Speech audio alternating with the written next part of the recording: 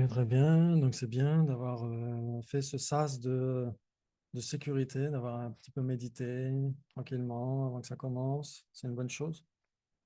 Et puis, on va essayer de faire une petite méditation de toute façon. Vous pouvez visualiser votre source de refuge dans l'espace en face de vous, quelle qu'elle soit, sous la forme que vous voulez. Ça peut être sous sa forme habituelle, sous la forme de la déité ou sous la forme d'une déité spéciale de sagesse, Arya Manjushri, Vajrabhairava, comme vous voulez. Et pensez à tous les êtres autour de vous qui ont désespérément soif de bonheur depuis des temps sans commencement, qui sont euh, en train d'étouffer dans ce cauchemar interminable de l'ignorance et qui ont besoin d'être réveillés de ce cauchemar grâce à la sagesse de la vacuité. Donc on essaie de cultiver ces deux bodhicitta, bodhicitta conventionnel et bodhicitta ultime.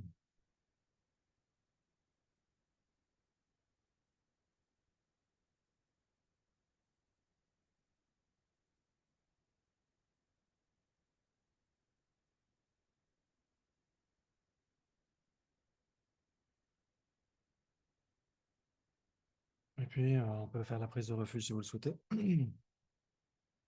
Sangye Chodon Soke Chon Chanju Bardu Dani Kyatsuchi Dagi Jinso Gi Ve Choknam Gi Dora Panchir Sangye Drobara Jo Sangye Chodon Soke Chonam La Chanju Bardu Dani Kyatsuchi Dagi Jinso Gi Ve Choknam Gi Dora Panchir Sangye Drobara Jo Sangye Chodon Soke Chonam La Chanju Bardu Dani Kyatsuchi Dagi Jingzo Gebe Tsokhnamki, Dora Benjere Sangye Dovara Yo.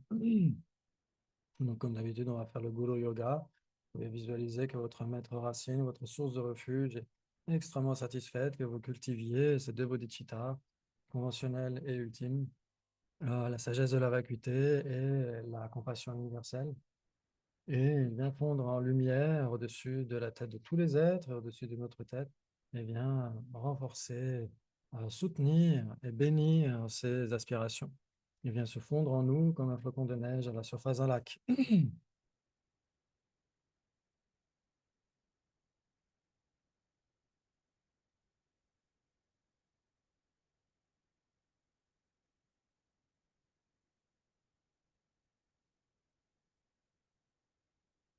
Et sur la base de cette inspiration, essayez de vous souvenir des quatre essentiels qu'on a mentionnés hier. Essayez d'avoir pleinement conscience de la façon dont votre moi se manifeste.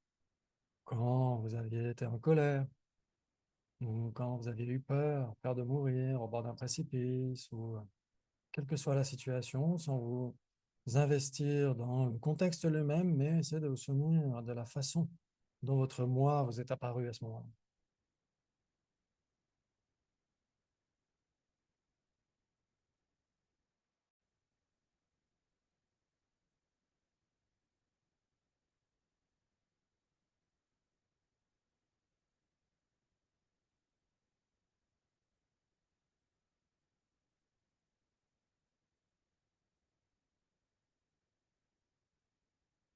S'il y avait un ressenti, comme s'il y avait une boule quelque part au niveau du cœur.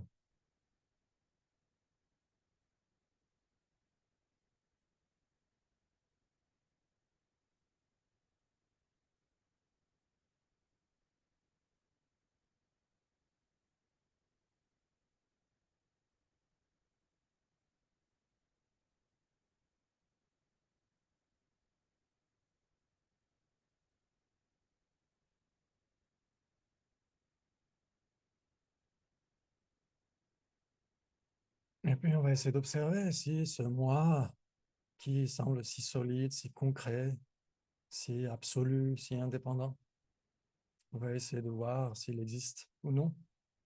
S'il existe, il doit être soit un, soit différent des agrégats. Donc, on va essayer d'observer. Est-ce que le moi, si solide, absolu, intrinsèque, est exactement la même chose que le corps, est exactement la même chose que l'esprit? Si c'était le corps, comment est-ce qu'on pourrait dire que la personne étudie, que la personne médite?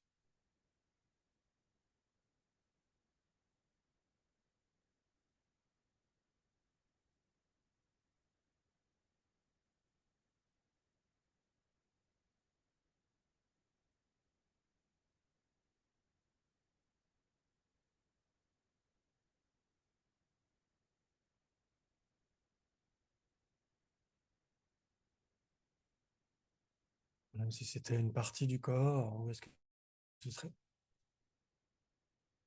Le corps est fait d'atomes, de particules. Quelles particules ce serait?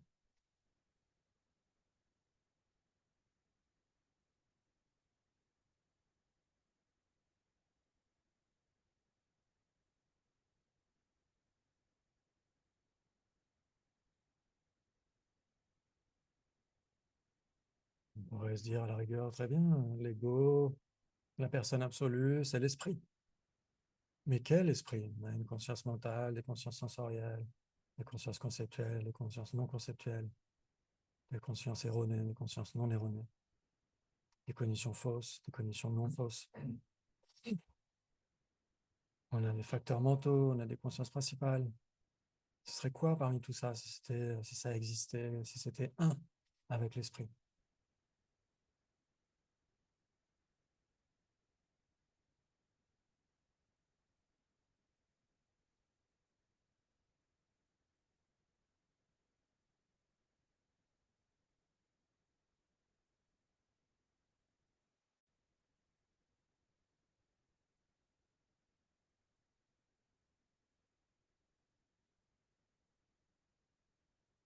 Si c'était un avec l'esprit, comment est-ce qu'on pourrait dire que la personne est assise, que la personne est debout, que la personne marche, que la personne court, que la personne est en bonne santé, etc.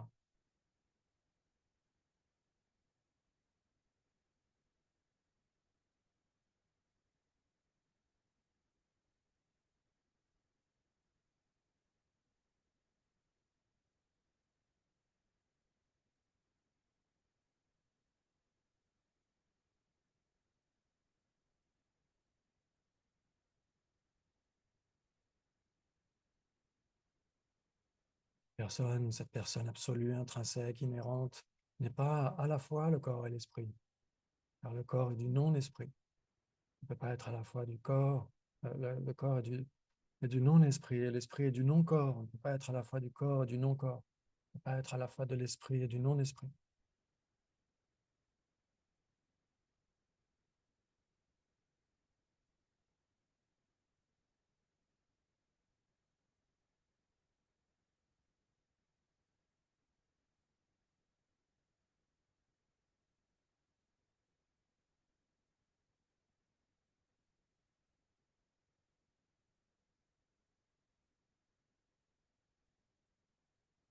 On pourrait se dire très bien, l'ego, la personne absolue, inhérente, indépendante, n'est pas une avec les agrégats, donc elle est différente des agrégats. Elle serait intrinsèquement différente des agrégats, elle serait séparée des agrégats. On pourrait mettre de côté les agrégats, on pourrait toujours observer la personne. C'est totalement impossible.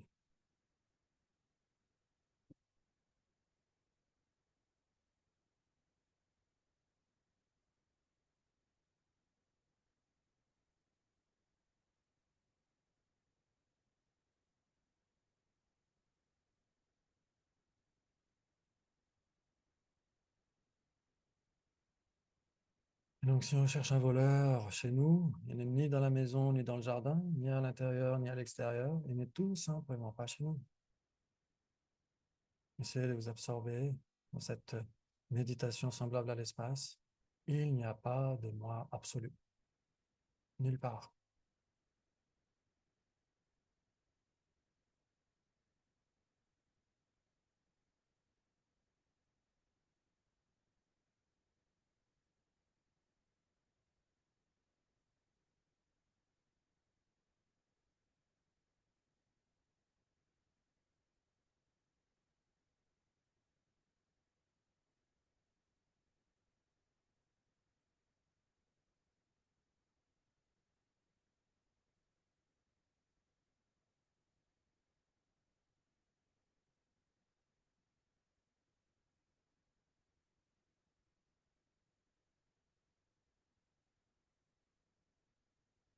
Nous sortons de cette absorption sur la vacuité semblable à l'espace. Nous sommes dans la post-méditation semblable à l'illusion, semblable à un arc-en-ciel, semblable à un spectacle de magie. La personne apparaît, les autres personnes apparaissent, les autres phénomènes apparaissent comme s'ils existaient de manière absolue. tout en étant dénué d'existence absolue, existent comme des illusions.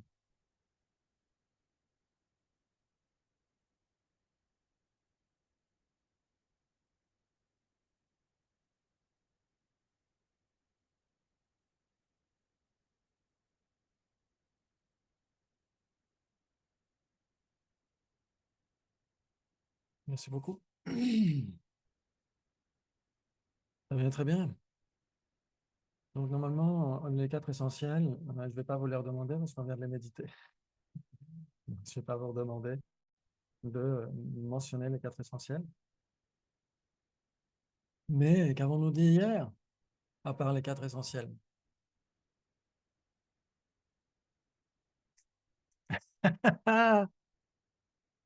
Bienvenue, bonjour, bonjour. Coucou, coucou. Sorry, j'avais pas mon son. Coucou. T'arrives Ça juste à va? augmenter ton son un tout petit peu. Ah, oui, T'arrives à booster le son un peu. je vais essayer. Mettre Ah, exact. le turbo. Ouais. Là, là c'est mieux. Il manquait Ouais, juste un petit millimètre. ouais. Ok, Génial, génial. Merci impeccable. beaucoup pour la médite, c'était génial. Avec plaisir. Cet après-midi, on va méditer le Mahamudra. Oh là Ah, là. fantastique. Oh là là Malheureusement, là cet là là. après-midi, je peux pas être là. Il faut que je quitte à 11, mais je regarderai les enregistrements. Ok, ça marche. Ouais, juste pour te dire. Impeccable. Ça marche. Très bien. Donc, hier, on a parlé donc des quatre essentiels. Ouais, certifier l'objet de négation. Mhm. Ensuite, certifier l'implication selon laquelle, si ça existait de manière absolue, ce serait soit un de manière absolue, soit différent de manière absolue avec sa base d'imputation. Vous vous souvenez? Ouais. Et on vérifie chacune des deux options. Si c'était un de manière absolue, si la personne était une de manière absolue avec ses agrégats, elle serait indistincte, même conceptuellement. Donc, on aurait un seul agrégat parce qu'on a une seule personne. Ou on aurait plusieurs personnes parce qu'on a plusieurs agrégats. Alors, comme on disait avec Philippe ce matin, il y a des gens qui ont plusieurs personnes. Ça arrive. Mais en réalité, il n'y a qu'une personne. Et elle possède plusieurs agrégats, mais elle n'est pas ces agrégats. Ouais, ça c'est très important. Et donc, puisque la personne n'est ni intrinsèquement une avec ses agrégats, ni intrinsèquement différente de ses agrégats, il n'y a pas de personne intrinsèque. Il y a une absence totale de personne intrinsèque. Ouais, c'est une vacuité, c'est des vacances, des vraies vacances. C'est la même racine. Vacances, vacuité. Ce sont des vraies vacances par rapport à cette saisie. Bien sûr, ce sont des vacances temporaires. La saisie va revenir à la vitesse d'un cheval au galop. Donc, on n'aura pas une réalisation directe de la vacuité. Mais ne serait-ce que commencer par une réalisation inférentielle, conceptuelle, c'est déjà énorme. C'est le cadeau le plus précieux que le Bouddha nous ait fait. Le cadeau le plus précieux que Ariana Gajuna, que sa sainteté Dalai Lama nous ait fait. C'est le plus précieux. C'est cette clé en or qui nous permet d'ouvrir la porte de la prison, définitivement. Et d'aider les autres à en faire autant. Oui.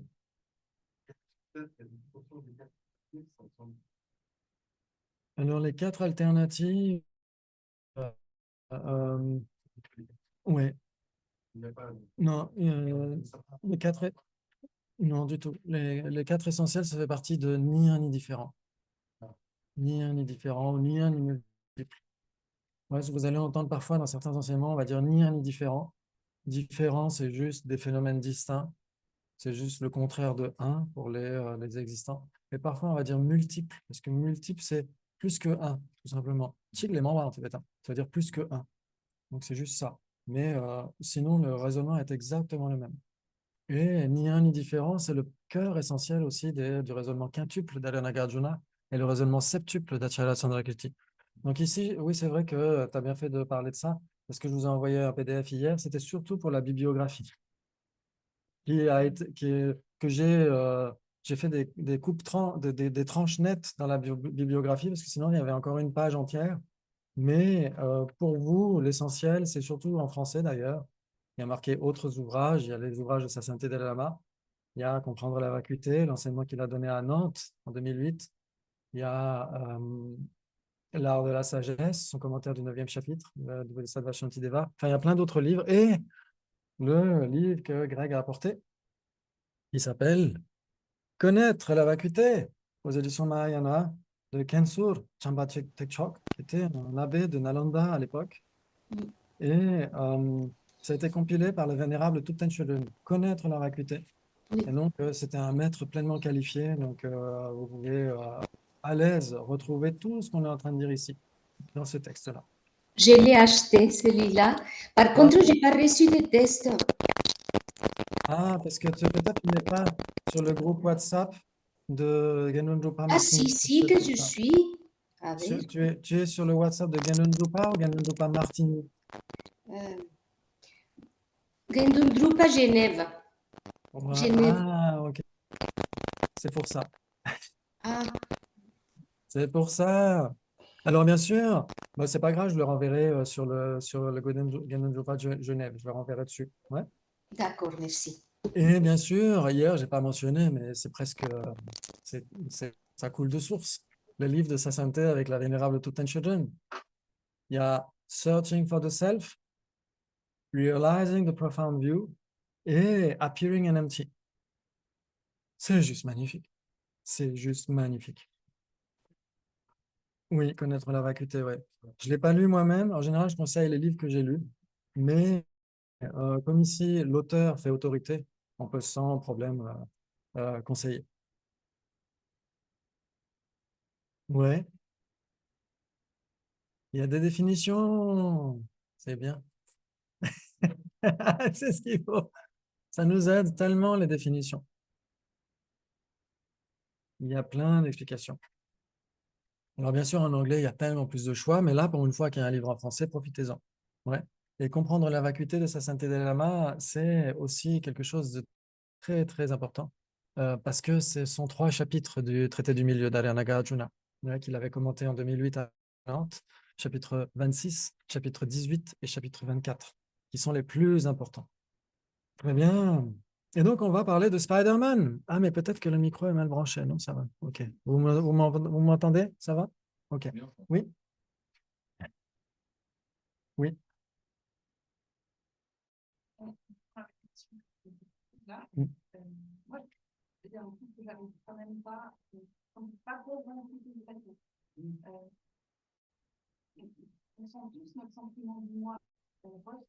Oui.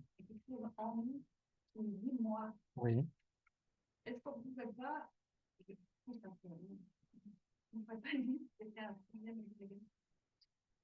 Alors, est-ce que ce sentiment du moi est un 6e agrégat? C'est là où tout dépend, parce que, en fait, quand on commence cette méditation, comme dit sa sainteté Dalai Lama, c'est très important d'avoir un ressenti par rapport à l'objet de négation. Il dit, sinon, on pourrait parler de la vacuité pendant des semaines et des semaines sans faire bouger quoi que ce soit à l'intérieur. C'est pourquoi c'est très important de rechercher d'abord l'objet de négation, de se mettre dans cette situation où, imaginons quelqu'un nous critique en public, ou on a peur, on est en voiture à côté de quelqu'un qui ne sait pas conduire, etc. On est là et on a l'impression qu'il y a quelque chose qui est là. Et c'est ça qu'il faut observer, comme dit Alana Kajuna. Oui, si le mirage était de l'eau, pourquoi ceux qui s'en approchent ne voient-ils pas de l'eau? Donc, si ce moi solide existait, on va chercher, on va essayer de voir est-ce qu'il existe vraiment. S'il existait, il serait soit un, soit différent, etc., comme on a fait. Ce moi-là, la saisie de ce moi existe.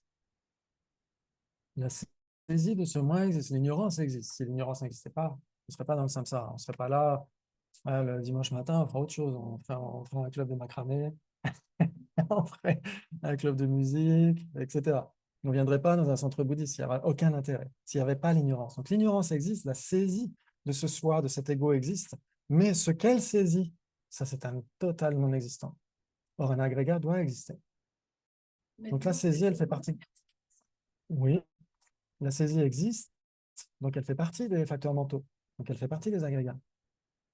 La saisie, l'ignorance, c'est un facteur mental, c'est une fonction cognitive. Ouais.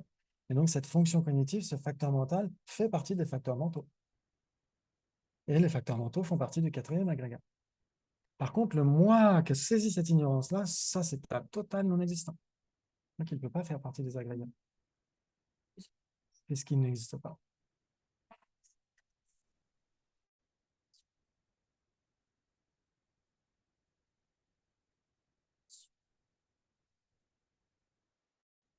Est-ce que justement, c'est pour ça qu'il faut qu'on parle de Spider-Man?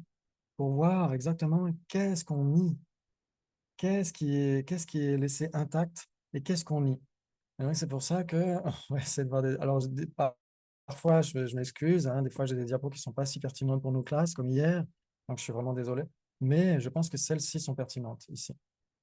Je ne sais pas si c'est ce que tu veux dire, Annick, mais peut-être qu'on a l'impression que les agrégats, les 5, c'est un petit peu les composants du moi. Et le 6e agrégat, le moi, ce serait le plan de comment. C'est ça, le plan de comment ces agrégats sont unités entre eux.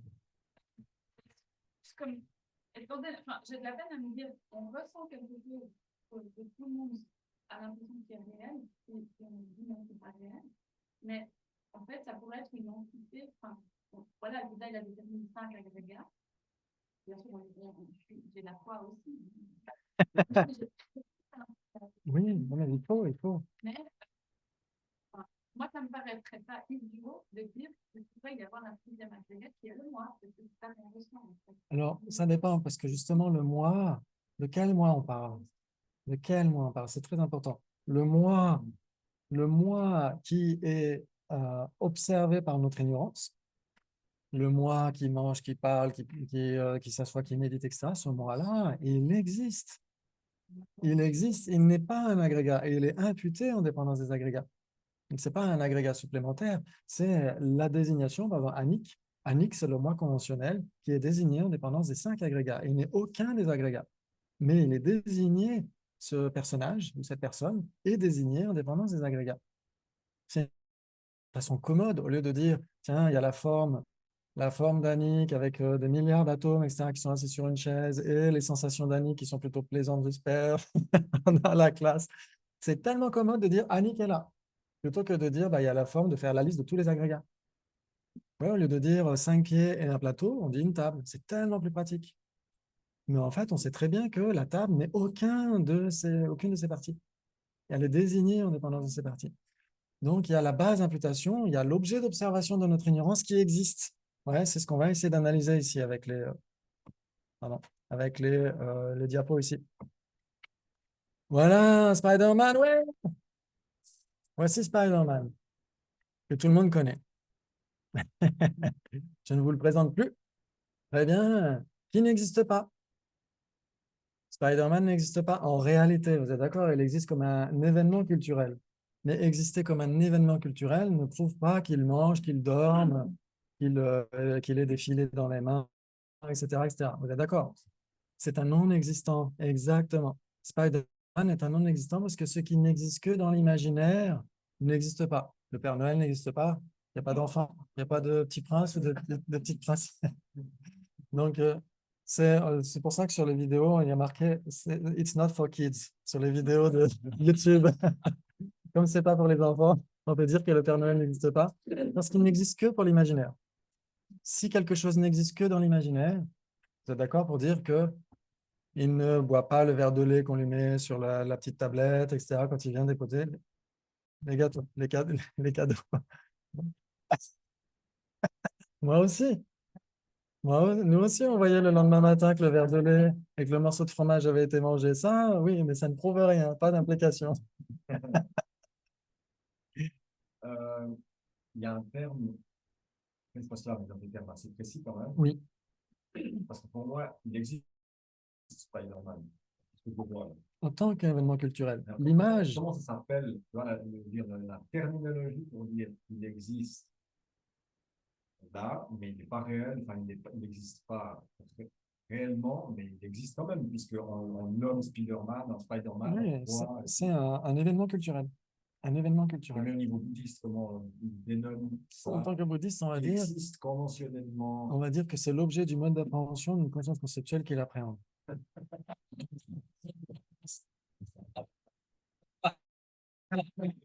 Ça calme tout le monde.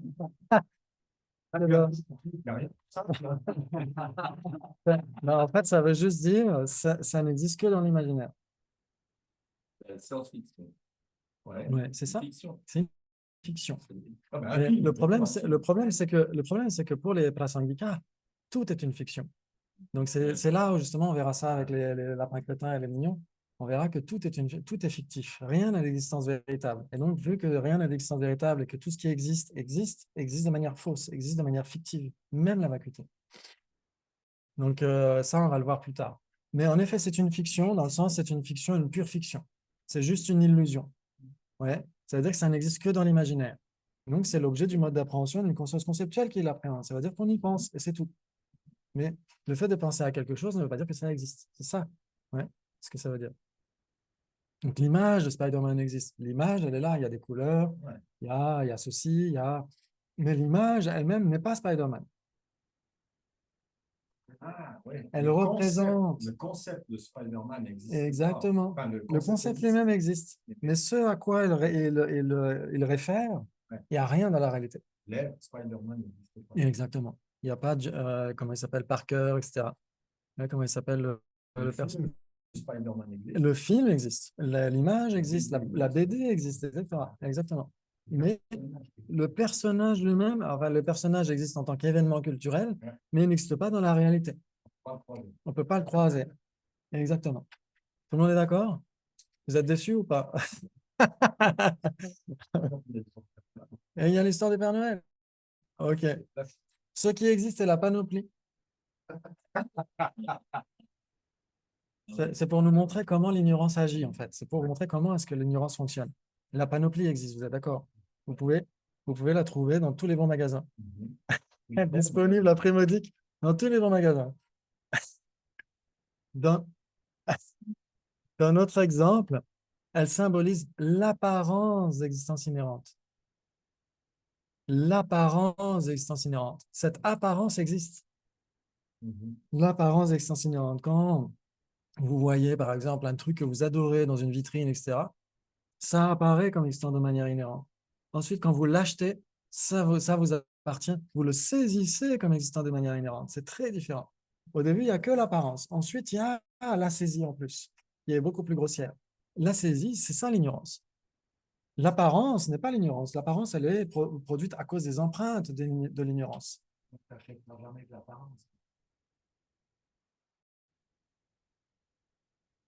Comment ça? Ok. Essayez de bien comprendre ça parce que ça, c'est vraiment capital. L'apparence elle-même, l'apparence d'existence inhérente, c'est à cause des empreintes de l'ignorance. Par exemple, je ne sais pas si vous avez déjà été en vacances et que vous avez fait du cheval pendant 4 heures. Ça vous est déjà arrivé? Quand vous remettez les pieds par terre, est-ce que vous avez un petit peu la notion que tout bouge? Eh ben, c'est le même principe. Ça veut dire qu'on est tellement habitué au mouvement du cheval, etc., que même quand on est sur les pieds sur terre, il y a encore ce mouvement, il y a encore cette rémanence. Et ben, c'est le même principe que l'ignorance. On est tellement habitué par l'ignorance depuis des temps sans commencement. Cette ignorance, les empreintes de cette ignorance produisent l'apparence d'existence inhérente, même s'il n'y a pas d'existence inhérente du tout. Ouais, même si on a les pieds sur terre et qu'on est stable, on a quand même l'impression que ça bouge parce qu'on a fait du cheval pendant 4 heures. Vous êtes d'accord? Et ben, c'est le même principe. OK, on va essayer de voir la suite. Or, il faut bien que quelqu'un ait cette apparence d'existence inhérente. Il faut bien que quelqu'un porte cette panoplie. Vous êtes d'accord? Pour faire un film de Spider-Man, il faut bien qu'il y ait un acteur qui soit là. OK, il y a donc quelqu'un qui porte cette panoplie. Quelqu'un a l'apparence d'existence inhérente. Nous avons l'apparence d'existence inhérente. Il faut bien que nous existions pour donner l'impression d'exister de manière inhérente. Ça, c'est très important. Et donc, il y aurait donc besoin d'un serveur looking. OK, d'accord? Cette personne existe. Cette personne existe pour faire un film de Spider-Man. Il faut que cet acteur existe. Cette personne existe, c'est, comment il s'appelle déjà? C'est Tom Holland. La personne est donc l'objet d'observation de l'ignorance qui adhère à un soi personnel. La personne existe. Elle est prise à tort par l'ignorance comme existant de manière inhérente. La personne conventionnelle existe. Notre moi existe. Notre soi existe conventionnellement. Mais ce moi est pris comme objet d'observation de l'ignorance fondamentale et cette ignorance lui colle un vernis d'existence inhérente qu'elle n'a jamais eu. Il faut bien que cette personne existe pour être saisie comme existant de manière inhérente. Donc la personne conventionnelle existe, celle qui est l'objet d'observation de l'ignorance, mais la personne qui est prise à tort comme existant de manière inhérente, la personne inhérente que saisit l'ignorance, cette personne inhérente n'a jamais existé. Il n'y a pas de personne indépendante, il n'y a pas de personne absolue. Il y a une personne conventionnelle qui est prise à tort comme étant une personne absolue. La personne absolue n'existe pas, mais la personne conventionnelle, oui. C'est l'objet d'observation de l'ignorance. Mais la personne conventionnelle n'existe pas. La personne conventionnelle, quand on dit conventionnelle, ça veut dire justement que ça n'existe pas de manière inhérente. Ouais, ça veut dire une personne simplement imputée. OK, donc là, vous avez par exemple les simples objets d'observation. Vous avez l'acteur, Tom Holland, et vous avez une corde enroulée sur elle-même, etc. Vous êtes dans l'obscurité, dans un pays chaud, en Inde, etc., où on vous dit il y a des cobras un peu partout. Qu'est-ce qui se passe quand vous voyez une corde enroulée sur elle-même? Hein? On flippe. On flippe, pourquoi? Parce que, exactement, on est persuadé qu'il y a un serpent qui est là. Exactement. Avec l'apparence fausse. Sans l'apparence fausse. Sans l'apparence fausse. Je vais refaire. Tour de magie. Avec apparence fausse. Sans apparence fausse. C'est-à-dire que la personne existe exactement comme une corde existe, mais une personne absolue n'existe pas. Exactement comme un serpent en lieu et place d'une corde n'existe pas. On a l'impression que ça existe. Notre ignorance saisit un serpent là où il n'y en a jamais eu. Exactement comme notre ignorance saisit une personne absolue là où il n'y en a jamais eu. Ça veut dire qu'on voit ça, mais en réalité, c'est la deuxième image. Exactement. C'est encore plus profond parce que même la deuxième image, en réalité, Ça veut dire que non seulement ça apparaît, mais en plus on le saisit. C'est ça l'ignorance, c'est la saisie. Ça veut dire qu'on adhère à l'apparence fausse. On y croit. On se dit, ah, il y a un serpent là. Exactement. Ah, tiens, il y a une personne absolue là. Jamais il y en a eu.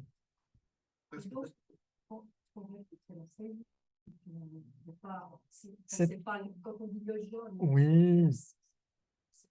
Les deux sont des objets de négation. C'est ce que dit Lama Tsongkhapa et Keluje. Les deux sont des objets de négation. C'est très important. Sauf qu'il y a un objet de négation qui n'a jamais existé, le soi absolu, et il y a un objet de négation qui, lui, existe, la saisie. La saisie, elle existe. Donc, plus on va réaliser, on va arriver avec une lampe torche, on va réaliser que ce n'est qu'une corde, que le serpent n'a jamais existé. Notre saisie elle-même va être éliminée. C'est magnifique, ça. Oui.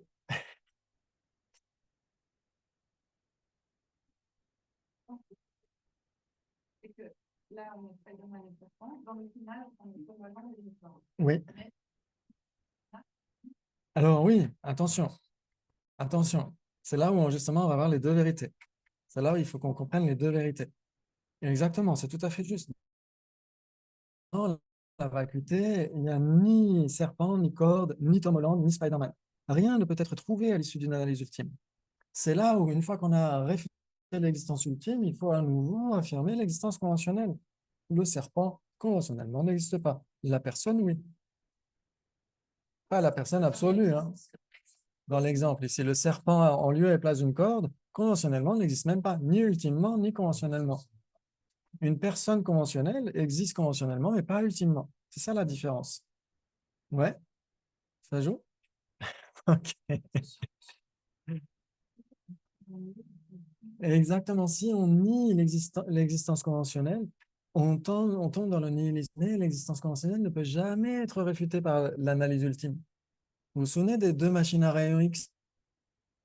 Ces machines à rayons X conventionnelles, machine à rayons X ultime. Ouais. Machine à rayons X conventionnelle, qu'est-ce qu'elle analyse? Du conventionnel. Du conventionnel, exactement. Elle ne se préoccupe pas, elle n'est pas formatée, elle n'est pas programmée pour analyser l'ultime. Elle ne se préoccupe que du conventionnel. Ouais, donc les objets d'observation. Les objets d'observation existent. La corde existe conventionnellement. La personne existe conventionnellement. Mais un serpent en lieu et place d'une corde, ça, c'est totalement réfuté par l'analyse ultime.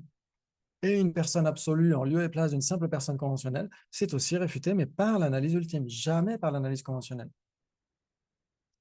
Ça, c'est très important. L'analyse conventionnelle, c'est une machine à rayons X conventionnelle. Elle se préoccupe, est-ce que la personne est dans la pièce?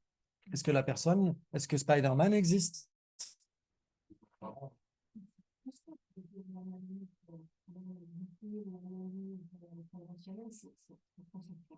Une analyse est nécessairement conceptuelle.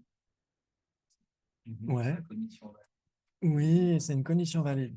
Ça veut dire que à l'issue d'une analyse conventionnelle, si on cherche, tiens, est-ce que Antoinette est là, par exemple? Est-ce qu'Antoinette est là? Est-ce que c'est une analyse ultime ou est-ce que c'est une analyse conventionnelle qui dit qu'elle n'est pas là? C'est juste conventionnel, exactement. Ouais. Maintenant, si on cherche Antoinette dans ces agrégats, est-ce qu'on va la trouver? Non, et ça, c'est une analyse conventionnelle ou une analyse ultime? Exactement, ça veut dire que ici, dans la pièce, aussi bien l'analyse ultime que l'analyse conventionnelle réfutent la présence de Antoinette. Donc, ça veut dire qu'elle n'existe pas de manière absolue et en plus, elle n'est pas là dans la pièce. Ça ne veut pas dire qu'on réfute son existence en général. On réfute son existence dans la pièce. Ouais, ça, c'est très important. Waouh, waouh, waouh, oui.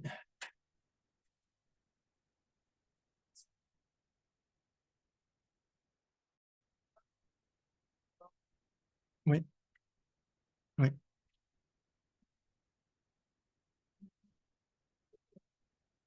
Oui, c'est difficile à prouver. C'est difficile à prouver. Ouais, ouais. Donc, dans ce cas-là, en général, normalement, si ce sont des lamas qui ont pris les vœux monastiques, ils ne peuvent pas montrer leur pouvoir spirituel, ils rompraient leur vœu monastique. Mais ça, ce sont des faits, est-ce qu'ils sont réels ou pas? Ça, c'est uniquement l'analyse conventionnelle. Uniquement l'analyse conventionnelle. Ça veut dire que si nous, on n'arrive pas à accéder à un phénomène, on va employer une inférence qui s'appuie sur une autorité valide, par exemple. Ouais. Par exemple, la durée des airs cosmiques, les rouages très subtils du karma, etc. Ou même le jour de notre naissance. Qui a perçu le jour qui se souvient du jour exact de sa naissance, de ce qui s'est passé? Qui se souvient exactement? Qui peut dire, si on ne lui a pas dit, si personne ne lui a dit, quel âge il a? Et donc, ça veut dire que même notre inférence par le pouvoir des faits n'y arrive pas. C'est l'inférence qui se fie sur une autorité valide, nos parents. Ouais, l'état civil, c'est là, ah bah tiens, tu es né tel jour, mais de nous-mêmes, qui le sait? C'est le même principe. Ouais. Et là, après, c'est pour des phénomènes beaucoup plus. C'est une foi qui est censée être fondée, c'est une conviction fondée sur le raisonnement. C'est-à-dire qu'il faut déterminer que cette personne est valide. C'est-à-dire qu'il faut, si on a, par exemple, si par exemple chez les Tibétains, c'est un peu comme ça, chez les Tibétains, parfois, ils notent même pas le jour. Enfin, maintenant, ça se fait plus avec l'état civil en exil, etc. Mais à l'époque, au Tibet, à part pour les grands maîtres, on ne déterminait même pas quel jour c'était dans l'année où la personne naissait. Et donc, les gens, quand ils arrivaient au Népal, en exil ou ailleurs, ils mettaient, ah, tiens, le jour d'anniversaire de sa sainteté, parce que c'est auspicieux. Ou du Losar, le nouvel an tibétain de cette année-là, etc. Et donc, ils choisissaient une date. Mais en fait, si personne n'est là pour vérifier quelle date c'est, personne ne le sait. Donc, dans ce cas-là, même les parents ne sont pas une autorité valide. Et ils s'en foutaient, tout simplement. Ouais. D'autant que chez les bouddhistes, on a un an de plus en réalité, on a 9 mois en plus, parce que la naissance, c'est quand la conscience s'unit au c'est mâle et femelle. Ok, très bien. Donc, essayez de garder ça à l'esprit. Les objets d'observation existent. Ouais, si on saisit cette tasse comme existant de manière inhérente, notre ignorance saisit un truc complètement hallucinatoire, mais elle saisit ce truc hallucinatoire en dépendance de quelque chose qui existe. La tasse, c'est mon objet d'observation et je la saisis comme existant de manière totalement fantaisiste. Mais il faut bien que la tasse conventionnelle existe pour que je la saisisse comme existant de manière inhérente. Saisir, saisir, ça veut dire, c'est dzimba en tibétain. Ça veut dire se crisper dessus. C'est une saisie dans le sens où c'est conceptuel. Et on adhère à ça. On adhère à cette apparence d'existence inhérente. Il y a une acceptation active de la part de l'esprit. Ouais, c'est pas simplement appréhender l'apparence d'existence inhérente, c'est adhérer à cette apparence. Y croire. Exactement. Ouais, ça vous parle? Oui.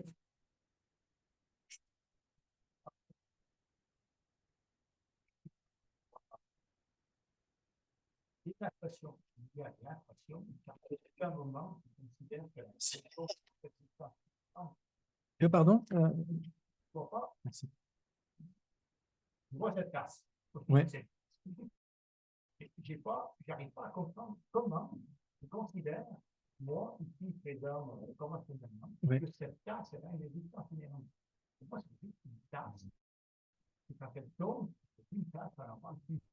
Oui, parce que. Je comprends pas cette mauvaise, j'arrive pas. Oui, parce comme on disait hier, n'importe quelle appréhension conceptuelle ne saisit pas nécessairement l'existence inhérente de la tasse.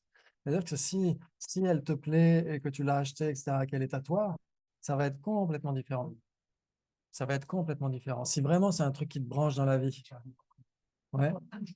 Pas toujours, exactement. Elle apparaît toujours comme existant de manière inhérente. Ça, elle apparaît toujours. Toutes nos consciences sont comme ça. Elle apparaît comme cela, mais on n'adhère pas nécessairement à cela. Ouais. Ça veut dire que tout, pour les prasangika, on est chez les prasangika maintenant. Hein, les Vaibhashika, tout ça, on les a mis de côté. On est prasangika. On est prasangika. Pour les prasangika, toutes les consciences des êtres ordinaires sont toutes erronées. Toutes erronées, toutes distordues. Il y a l'apparence d'existence inhérente, nécessairement. Pas à cause de la tasse, elle y est pour rien, la pauvre. C'est à cause de nos empreintes. Il y a un filtre qui se manifeste dans notre esprit et qui donne l'apparence. Exactement comme si on portait des lunettes, les lunettes de John Lennon. Les lunettes roses ou qu'on est dans la matrice. On met des lunettes roses de John Lennon, on verra tout en rose. Mais est-ce qu'on va saisir nécessairement que c'est rose? Non, pas nécessairement. Si on sait qu'on porte des lunettes roses, si vous voyez les montagnes enneigées, vous allez les voir comme si elles étaient roses. Et pourtant, vous n'allez pas adhérer à ça. Même si tout le monde porte des lunettes roses, ça veut dire que tous les êtres ordinaires, et même, on pourrait dire tous les êtres conscients, tous les êtres qui ne sont pas des Bouddhas et qui ne sont pas en réalisation directe de la vacuité, ont nécessairement ce filtre de l'apparence rosâtre, de l'apparence d'existence inhérente. Mais tout le monde ne saisit pas nécessairement cela. Il faut qu'il y ait en plus une attention mentale inappropriée. On regarde, tiens, les couleurs, ah tiens, elle est verte. Non, elle est jaune, celle-là. Tiens, elle irait bien chez moi. Elle irait bien chez moi, ça irait bien, j'ai un peu un style japonisant chez moi, ça irait très bien, etc. Et tiens, je veux l'acheter. Et là, tout de suite, il y a un moment d'attachement. S'il y a de l'attachement, il y a nécessairement une saisie d'existence inhérente. Nécessairement. Non seulement l'apparence, mais la saisie. Oui, si tu n'as pas d'attachement spécial, pour toi, c'est une tasse. Ouais.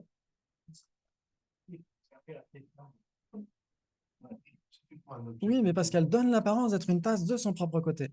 Ouais, voilà, c'est juste ça. C'est que la tasse n'est pas toi. Tu as l'impression qu'il y a la tasse, elle est là.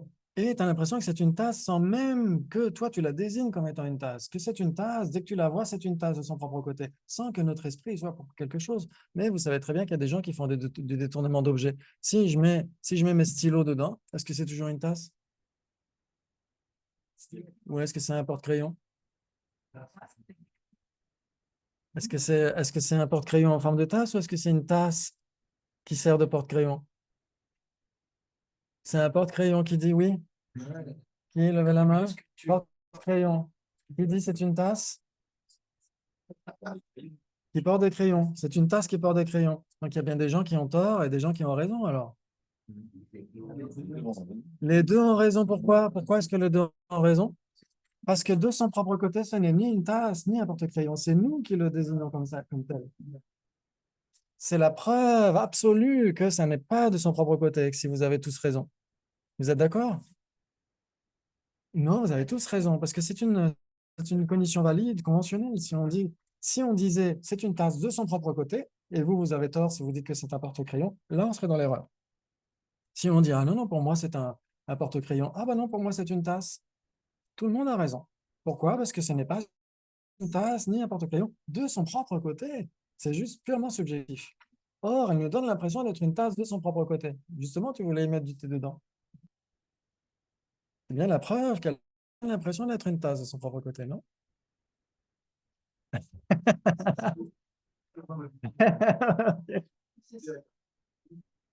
Oui, comme disait mon père, il vaut mieux se laver les dents dans un verre à pied que les pieds dans un verre à dents. L'histoire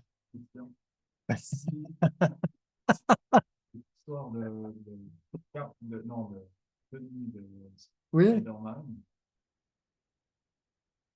Donc, en fait, est-ce qu'on peut dire que l'apparence de la tasse, c'est la tenue de Spider-Man aussi? oui, Moi, Florian, pas juste c'est l'apparence de la tenue tasse. Spider-Man. Pas juste l'apparence de la tasse. L'apparence d'une tasse inhérente. Pas juste l'apparence de la tasse. Oui. L'apparence de la tasse, elle est validée par une cognition valide conventionnelle, tout va bien. Est-ce qu'il y a une tasse? Ah oui, il y a une tasse. Par contre, l'apparence d'existence inhérente, c'est ça qui est symbolisé par la panoplie. C'est ça qu'on doit, exactement, c'est ça qu'on doit contrecarrer. Alors, pour éliminer l'apparence d'existence inhérente, il faut obtenir l'état de Bouddha. Il ne faut plus avoir de voile cognitif, il ne faut plus avoir les empreintes de l'ignorance. Par contre, on peut éliminer la saisie de cette apparence-là. C'est-à-dire que même les arhats qui ont obtenu l'élimination totale du voile afflictif, eux, ont toujours l'apparence d'existence inhérente parce qu'ils ne sont pas des Bouddhas, mais ils ne saisissent plus jamais, c'est terminé.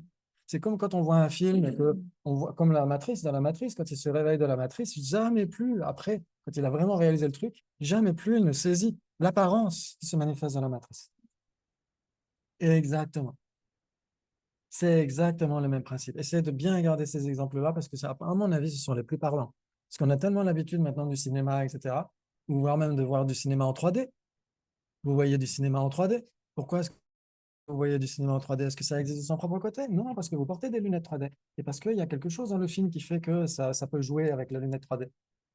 Ça n'existe pas de son propre côté. Ça existe en dépendance de votre perception à vous. Ça veut dire? Ça, c'est un bon exemple. Hein. Exactement. Mais tout à fait. Tout à fait. Parce que comme on le disait, on ne saisit pas conceptuellement nécessairement l'existence inhérente des qu'on pense. Contrairement à ce que disait Hachang Mahayana, sinon il ne faudrait jamais penser. Même penser à la vacuité, on la saisirait comme existant de manière inhérente. Ça poserait la question, non? Mais ça veut dire que c'est uniquement ce moment où on sait de façon inhérente qu'on engendre tout le cycle karmique. Oui, exactement. À cause de ces moments. Exactement. Mais en fait, c'est surtout par rapport à notre corps et à notre monde qu'on considère de façon inhérente en permanence. Alors, justement, c'est ce qu'on verra, tiens, dans la suite des diapos. On verra qu'il y a la personne, il y a la vue du destructible. La vue du destructible est nécessairement une saisie du soi de la personne, mais si c'est une saisie du soi de la personne, ce n'est pas nécessairement la vue du destructible. Ok, c'est ce qu'on va voir dans la suite. Ok, donc essayez de bien garder à l'esprit conventionnellement, je, soi, personne, être, moi, c'est équivalent, et ça existe. Parce qu'il y a des fois, vous voyez des fois sur Facebook ou ailleurs sur Internet, des gens qui disent « Ah non, il ne faut pas que… » C'est ce qu'on disait ce matin avec Philippe quand on discutait de ça. On disait « Il y a des gens qui ne veulent pas dire « je ». Ah maintenant, « je » n'existe pas, donc je ne vais pas dire « je », je vais dire « Ah bah tiens, il y a l'assise ». Je ne vais pas dire « je m'assois ». Mais si, j'existe. Je suis validé par une condition valide. Vous êtes d'accord? Conventionnellement. Oui, oui, ça peut arriver. Alain Delon faisait aussi pareil, il parlait lui à la troisième personne. Jules César aussi. Il disait il. Oui, oui, en effet, le sanskrit ou même le tibétain, des fois, on met de côté le je, c'est juste dans la conjugaison, en fait, qu'on retrouve le je. Mais en fait, il ne faut pas se dire, ah non, il n'y a que la personne, le corps ou l'esprit qui existe, il n'y a pas la personne. Mais en fait, le corps et l'esprit ont exactement même le statut ontologique que la personne. Ils n'existent pas plus que la personne. Ils existent autant, ni plus ni moins que la personne. Conventionnellement, on parle de conventionnellement. Si un phénomène existe conventionnellement, il est validé par une condition valide conventionnelle. Si la personne est trouvée parce qu'on trouve ses agrégats, eh ben, tout va bien. Il n'y a pas besoin de dire « Ah non, je n'existe pas ». Mais en effet, le problème vient que si on dit trop « je », si vous lisez un message, un mail de votre patron où il y a tout le temps « je », là, c'est qu'il y a un petit problème.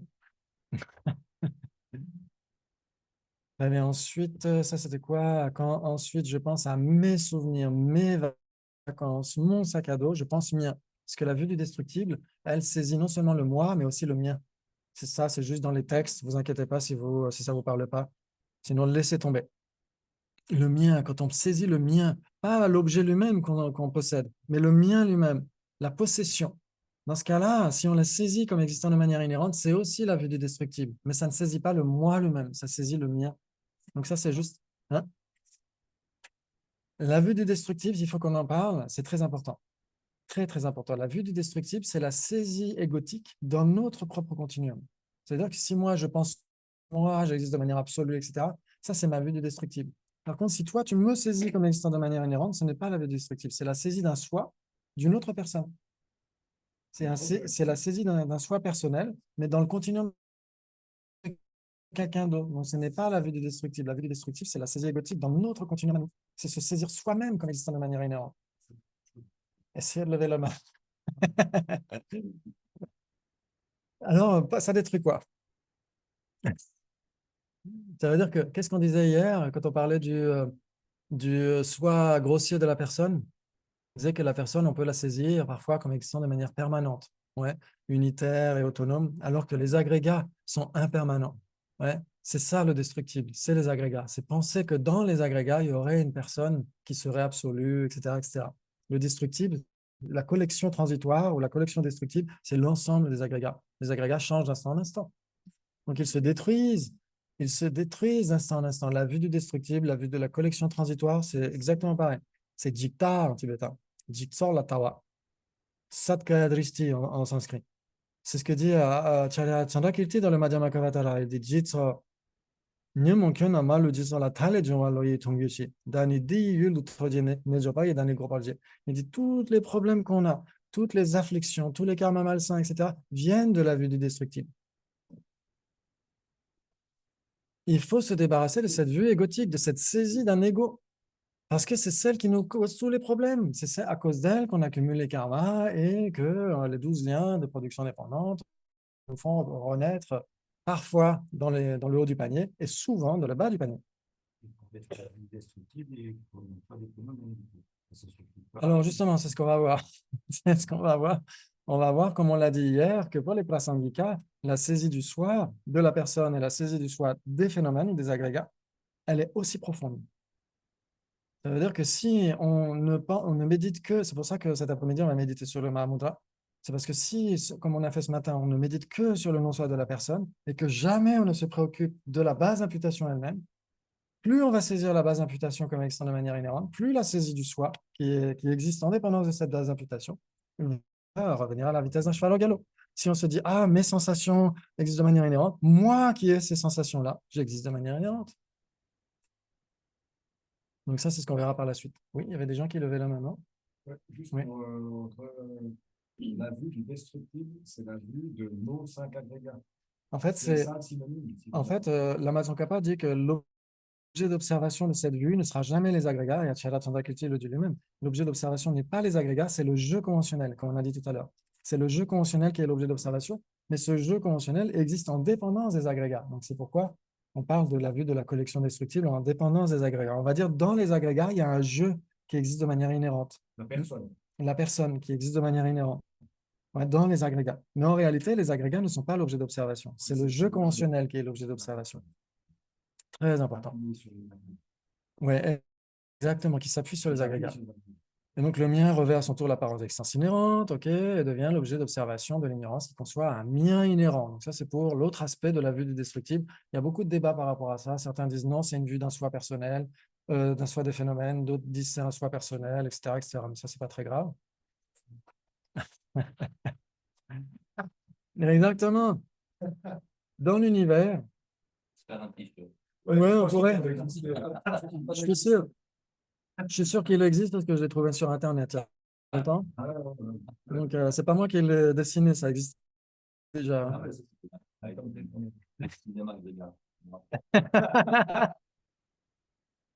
Donc, dans l'univers, tous les existants, soit autres que les personnes, donc tous les existants autres que les personnes, c'est tous les phénomènes. On est d'accord? Soit les personnes elles-mêmes, qui sont aussi des phénomènes. Mais quand on distingue les deux, on distingue les personnes des phénomènes. Mais une personne est un phénomène en réalité. Les personnes sont soit autres que moi, soit moi. D'accord. OK. Et quand il y a moi, il y a mien. Tout simplement.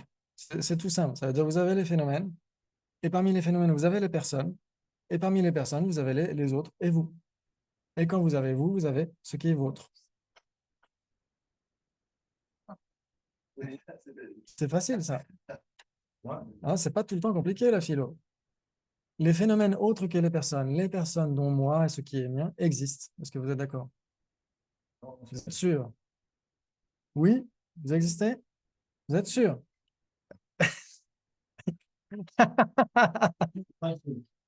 Mais petit 2 n'existe pas en soi. Exactement, tout à fait. Ne pas exister ne pas exister en soi et exister conventionnellement, ça revient à la même chose. C'est très important, c'est pour ça qu'il faut qu'on parle des deux vérités. Mais sont conçus à tort comme existant en soi ou de manière inhérente, alors qu'ils n'existent pas en soi, ni de manière inhérente. Or, comme on le voit avec les 12 zones de production indépendante, cette conception fausse est la racine du samsara. Ouais, comme on le disait tout à l'heure. Cette conception fausse est la racine du samsara, c'est comme une réalité augmentée. Vous avez déjà vu ça, des applications, quand vous voulez acheter un nouveau canapé? Vous avez la photo de votre salon et certains sites internet qui vendent des meubles permettent ça. Vous avez la photo de votre salon et en fonction par exemple, là, le fauteuil que vous voulez acheter, et ben, le fauteuil est installé d'une certaine manière déjà dans votre salon. Comme ça, vous voyez ce que ça donne avant même de l'acheter. Et des fois, on se dit, ah tiens, il faut que je le revende parce que ça ne va pas du tout avec la hauteur du plafond, ça ne va pas du tout avec la déco. Là, avec cette réalité augmentée, vous savez déjà l'effet que ça va donner. Vous êtes d'accord? Oui, aussi, par exemple, quelle coupe tu peux avoir. Exactement, c'est le même principe. Tout à fait. Ou les lunettes. Tu veux acheter de nouvelles lunettes, ça te montre avec ton visage ce que ça peut donner. Et ben, c'est le même principe. C'est une réalité augmentée. Vous êtes d'accord? Et bien, justement, la saisie du soi, c'est une réalité augmentée. On saisit un truc qui n'a jamais existé. On saisit un truc qui n'a jamais existé. Ce qu'il faut faire, c'est une ablation. Attention, âme sensible, s'abstenir, ça va saigner. Il faut utiliser le scalpel de la sagesse pour faire l'ablation de cette conception fausse. L'ablation, ça veut dire quoi? Retirer quelque chose, nier quelque chose, réfuter quelque chose. C'est ça une ablation. Vous êtes d'accord? Ok, très bien.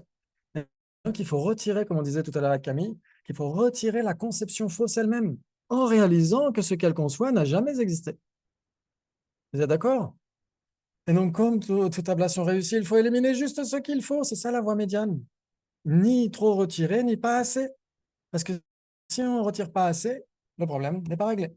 On ne retire qu'une partie du problème. Vous êtes d'accord? Si on ne retire que le soi permanent, unitaire et autonome, ça ne suffit pas. Pour les places Angika, si on retire le soi autosuffisant substantiel, ça ne suffit pas. Il faut retirer l'existence inhérente, le soi inhérent, c'est ça. Et si on réfute trop, on ressemble à la Vénus de Milo. On coupe le bras tout entier. Vous êtes d'accord? Donc, il faut retirer exactement ce qu'il faut retirer. C'est ça une ablation réussie. Exactement. Il faut retirer la saisie du soi inhérent, donc cette ignorance, il faut la retirer en constatant que ce qu'elle appréhende, ce qu'elle saisit, n'a jamais existé. Exactement comme l'enfant qui est persuadé qu'il y a le croque-mitaine sous son lit. Il va retirer cette saisie en constatant l'absence de l'objet qu'il saisissait comme existant sous son lit. Vous êtes d'accord ou pas? Essayez de garder bien ça, parce que je sais que vous avez plein d'interrogations, mais essayez de suivre pas à pas ce qu'on est en train de dire, ouais. Pour ne pas sombrer dans le nihilisme, comme la Vénus de Milo qui n'a plus de bras. Ne pas sombrer dans l'absolutisme, où on ne réfuterait que quelque chose de superficiel. Hein, vous êtes d'accord? Une surimposition par rapport à un moi qui existe. Exactement. Le moi inhérent, c'est une surimposition. Il y a plein de jeux d'observation qui existent. Le moi inhérent, en fait, n'est même pas une surimposition parce qu'il n'existe pas. C'est un non-existant. Mais la saisie de ce moi inhérent, ça, c'est une surimposition. Le moi conventionnel existe, gardez-le bien à l'esprit. Ouais, ça, j'avais d'autres diapos par rapport à ça. C'est permanent. C'est pas basé sur Oui. qui existerait dans le bloc, en gros. C'est pouvoir comme ça. Oui, exactement. Exactement. Ça, c'est la première partie à démystifier. C'est d'imaginer qu'il existerait, ce moi absolu. Et d'imaginer que ce moi absolu serait quelque chose en plus dans les agrégats. En fait, il n'a jamais existé ce moi absolu. Jamais, jamais, jamais. Puisqu'on n'est que indépendant. La personne qui existe, on n'est que dépendant. La personne existe de manière dépendante. Vous êtes d'accord? Vous êtes d'accord? Vous êtes sûr? La personne existe de manière dépendante. Comment est-ce qu'on peut à la fois avoir une porte à la fois ouverte et fermée? Comment est-ce qu'on peut à la fois être dépendant et indépendant? C'est pas possible. C'est pas possible. C'est soit l'un, soit l'autre. Plus vous allez prouver que vous dépendez de plein de choses, plus vous allez réfuter cette surimposition que vous êtes indépendant. Ça, c'est très important. Et les résonances sont là exactement pour ça. La première partie du problème, c'est déjà de réaliser qu'on est constitué d'agrégats. Alors, la première partie du problème, ça n'est pas du tout un problème. Nous sommes constitués d'agrégats, c'est valide, conventionnellement tout va bien. Autonome, voilà, comme une espèce de jeu qui serait, Oui, alors ça dépend aussi de l'objet de négation. Ça dépend de l'objet de négation parce qu'on peut réfuter que la personne soit autosuffisante et substantielle, serait le possesseur des agrégats, le patron des agrégats, tout en saisissant l'existence inhérente de la personne. C'est-à-dire qu'on ne retire qu'une partie superficielle du mélanome. On a encore la saisie de la personne comme existant de manière inhérente. Ça veut dire quoi, une personne inhérente, si ça existait? Qu'est-ce que ça voudrait dire? Exactement. C'est ce que dit Ariana Garjuna. Si ça existait de manière inhérente, ça existerait de manière indépendante. Et donc, ça ne dépendrait même pas de causes et conditions. Ce serait nécessairement permanent. Ça ne pourrait pas changer. Ça existerait de son propre côté. La tasse existerait de son propre côté, même quand vous l'utilisez comme porte-crayon. Ça resterait une tasse. Exactement, parce que ça ne dépendrait absolument de rien. Et ce serait nécessairement permanent.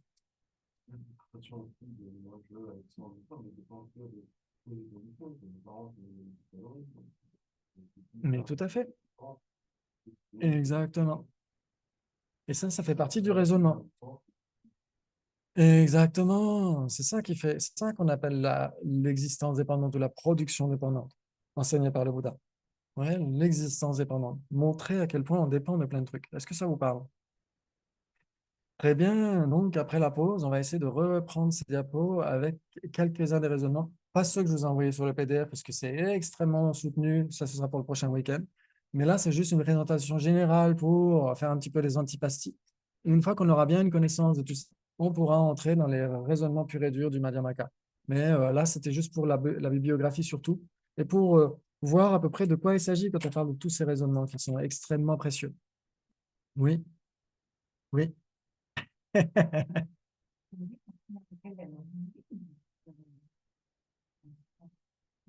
L'origine? Non, notre ignorance n'a pas de début.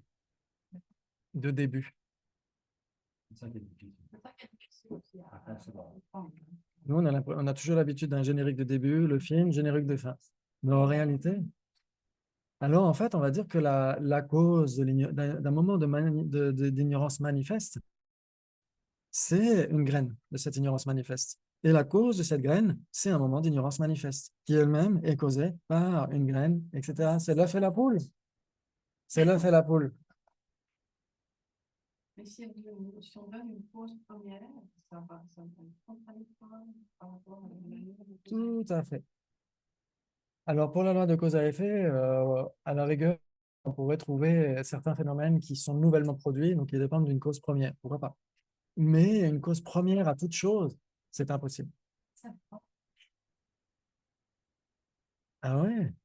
Parce que là, en fait, il faut essayer de prendre le point de vue inverse. Se dire, s'il y avait une cause première, vraiment, à un moment donné où il n'y a pas de cause, et à un moment donné, il y a une cause première. Cette cause, est-ce qu'elle est l'effet de quelque chose ou pas? Ben non, elle peut pas être effet. Alors, si c'est la première, C'est ça. Non, pas l'effet. si c'est la première, elle n'est l'effet de rien, donc elle est permanente. Comment est-ce qu'une cause permanente peut être une cause? Ce qui est permanent ne cause rien. Il n'y a que les impermanents qui peuvent produire quelque chose. Donc, ça veut dire que si on n'a rien et on a une cause, cette cause est produite sans effet. Elle n'est née de rien. Et donc, qui aurait décidé, qu'est-ce qui aurait fait qu'un jour elle advienne? Dieu! Oui, mais lui-même, il faut bien qu'il existe. Il faut bien qu'il soit une cause. Est-ce que lui-même est causé ou pas? Est-ce qu'il a décidé de produire ou pas? S'il a décidé, c'est qu'il n'est pas omnipotent parce que c'est son désir qui l'a fait créer quelque chose. C'est pas lui qui est le patron. C'est son désir qui l'a fait créer quelque chose. S'il est permanent, il ne peut rien produire. S'il est impermanent, pourquoi est-ce qu'il n'a pas tout produit d'un seul coup?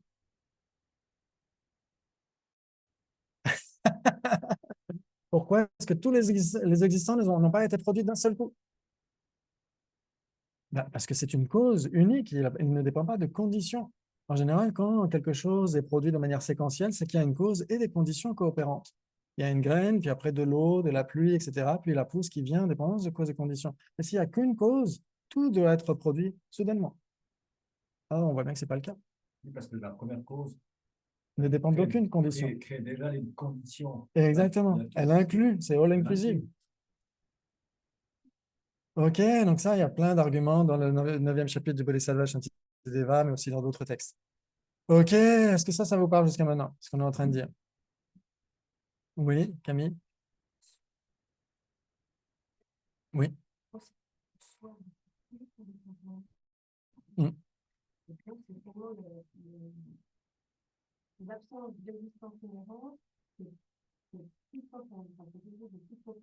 Exactement. Pour les placements Anghica, c'est vraiment l'école la plus subtile, la plus aboutie, parce qu'elle réfute exactement ce qu'il faut réfuter.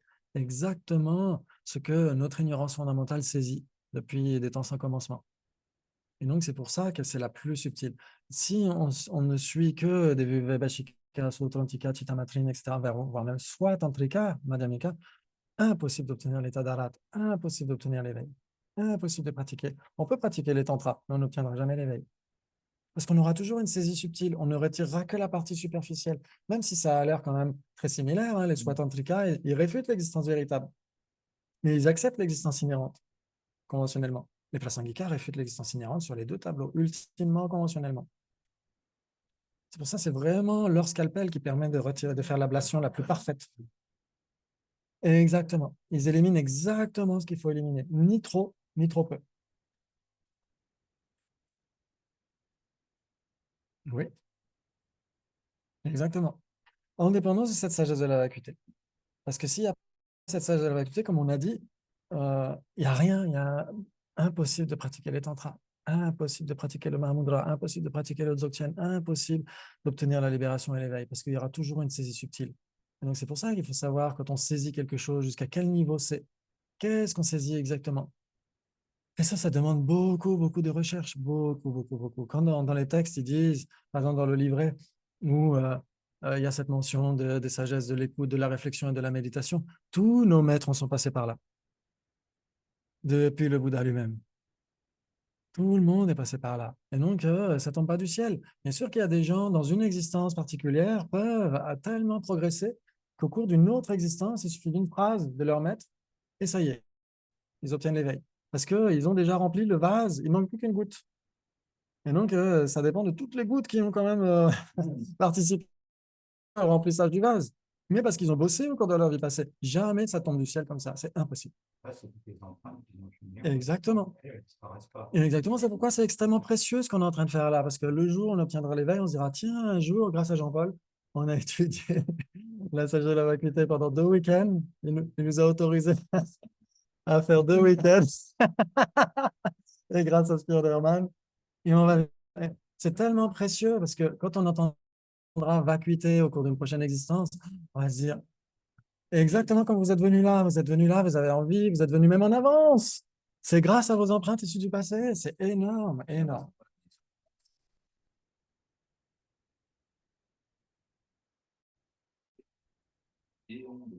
Ouais, c'est hallucinant. Hallucinant, tout à fait. Pendant très longtemps, jusqu'au 4e Bhumi. C'est ce que dit Sasanté. Alors même si c'est expérimental, ça veut dire que même quand on peut avoir certaines expériences très fugaces de la vacuité, c'est ce que conseille Vénérable Geshe Damdul, il dit il ne faut pas rester que dans l'intellect, il faut aussi méditer, essayer d'avoir une certaine expérience, même si elle n'est pas l'expérience d'un Arya. Mais même un Arya Bodhisattva doit encore analyser, conceptualiser jusqu'au 4e Bhumi, ce que dit Sasanté à la Vénérable Tuten Shojul. Où quelqu'un pose la question, dit ah oui, mais jusqu'à quand je vais devoir étudier et tout, et Sasanté à un moment donné, il fait 4e Bhumi. Il n'y a que 4e Bhumi que même là, la saisie d'existence, les graines de la saisie d'existence autosuffisante et substantielle vont s'arrêter, vont être éliminées. Même au 1er Bhumi, elles sont toujours là. Et donc, ça, on nous donne du courage. On se dit, oui, oui, il faut analyser. Oui, ça prend du temps. Oui, on doit aller contre notre paresse intellectuelle parce que de nos jours, tout doit aller vite.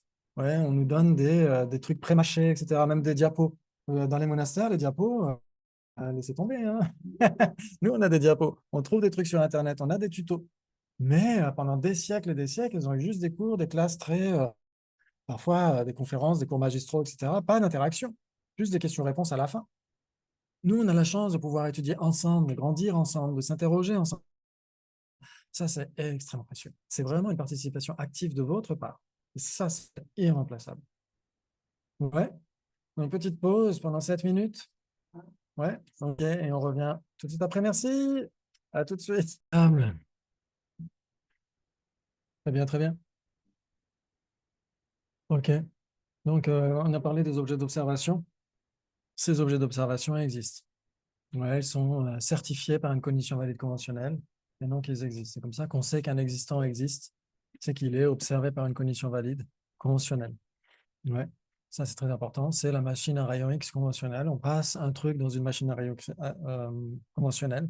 Si ce truc existe, il est tout simplement vu, ouais, par la radio, etc. S'il n'existe pas, il n'est tout simplement pas vu, tout simplement. Ouais. Et ce n'est pas parce que ce n'est pas vu au travers de la cognition valide ultime que ça n'existe pas. Ce n'est pas parce que si ce n'est pas vu dans la machine à rayon X conventionnelle, ça n'existe pas. Si c'est vu dans la machine à rayon X conventionnelle, ça existe. Maintenant, si ce n'est pas vu dans la machine à rayon X ultime, ça ne veut pas dire que ça n'existe pas. C'est juste que ça échappe au champ d'observation. Exactement. Ça veut dire que exister ou ne pas exister, ça, c'est le boulot de la machine à rayon X conventionnelle. Exister ultimement ou ne pas exister ultimement, ça, c'est le boulot de la machine à rayon X ultime. Ouais, ça, c'est très important. OK, donc c'est pour ça qu'il faut qu'on parle des deux vérités. Ouais, comme dans tous les textes, dans le texte de la Madhyamakavatara d'Acharya Chandrakirti, vers le sixième chapitre, les strophes 23, 24, 25, etc., il parle des deux vérités. Arya Nagarjuna aussi dans le chapitre 24, et donc les strophes 8, 9, 10, où il parle des deux vérités. Il dit que l'enseignement du Bouddha, de tous les Bouddhas à chaque fois, repose sur les deux vérités. Si on ne comprend pas les deux vérités, on ne peut pas réaliser le sens profond de l'enseignement du Bouddha. C'est clair. Il faut connaître les deux vérités. Ouais. Donc là, mettez de côté ce qu'on a vu hier par rapport au Vaibhashika et Sutrantika, parce que pour eux, les deux vérités, c'est pas quelque chose de sotériologiquement parlant. C'est pas pour obtenir la libération, c'est pour savoir comment les choses fonctionnent, tout simplement, comment l'univers est fabriqué. Par contre, pour les écoles mahayanistes, Chittamatra et Madhyamaka surtout, réaliser la vérité ultime permet d'obtenir l'éveil. C'est se réveiller du sommeil de l'ignorance. C'est voir que les apparences du sommeil samsarique, toutes ces apparences n'ont rien à voir avec la réalité. Ouais. Et donc, voir l'envers du décor, c'est voir la vérité ultime. Voir la vérité finale, ultime, dans ce cas-là, ça veut dire finale. Ouais, ça vous parle? Ça, c'est très important. OK. Très, très bien. Et donc, on parle des deux vérités. C'est quoi les deux vérités? Facile. Vérité conventionnelle et ultime?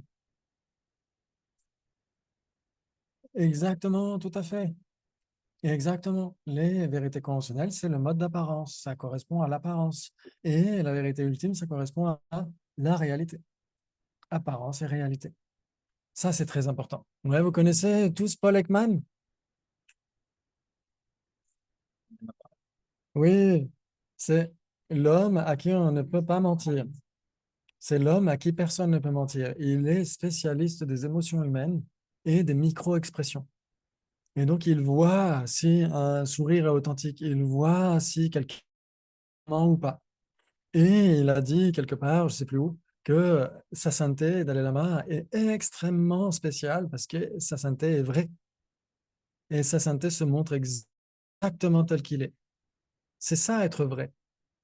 Ouais, quand on parle des vérités, on parle de quelque chose qui est vrai. Vous êtes d'accord? Et donc, sa sainteté Dalai Lama est exactement tel qu'il est en privé, en public, etc. En fonction des micro-expressions qui sont observées par Paul Ekman, il est toujours vrai. Il n'est jamais faux. Oui, exactement. Mais lui, il va vraiment très, très loin par rapport à tout ça. Ouais. OK, très bien, très bien. Donc, quand on dit vérité conventionnelle et vérité ultime, ça veut dire que les deux sont vrais, alors. Ça veut dire qu'il y a un terme qui est inapproprié. Oh là là! Il y a deux niveaux, donc ça veut dire qu'il y en a une qui est vraie et l'autre qui est plus vraie. OK, d'accord.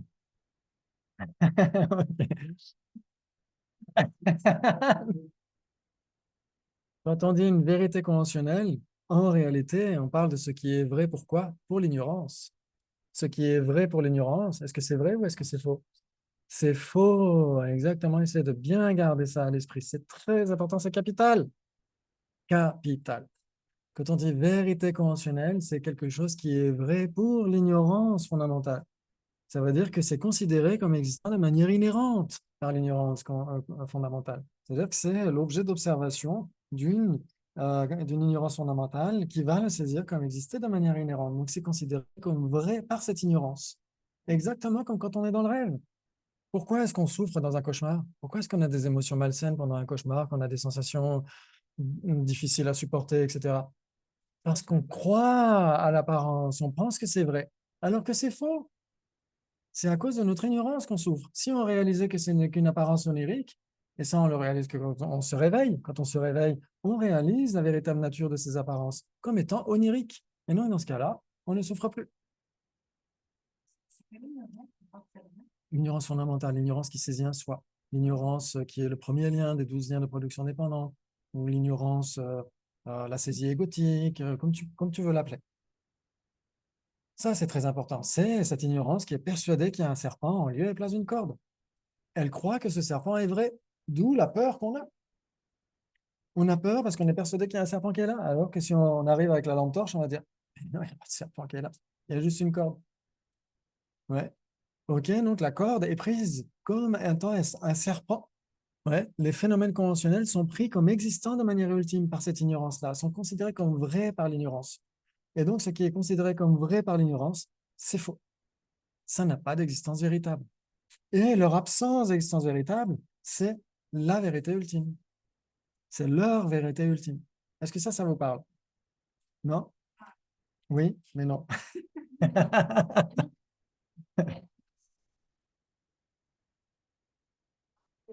Quelque chose.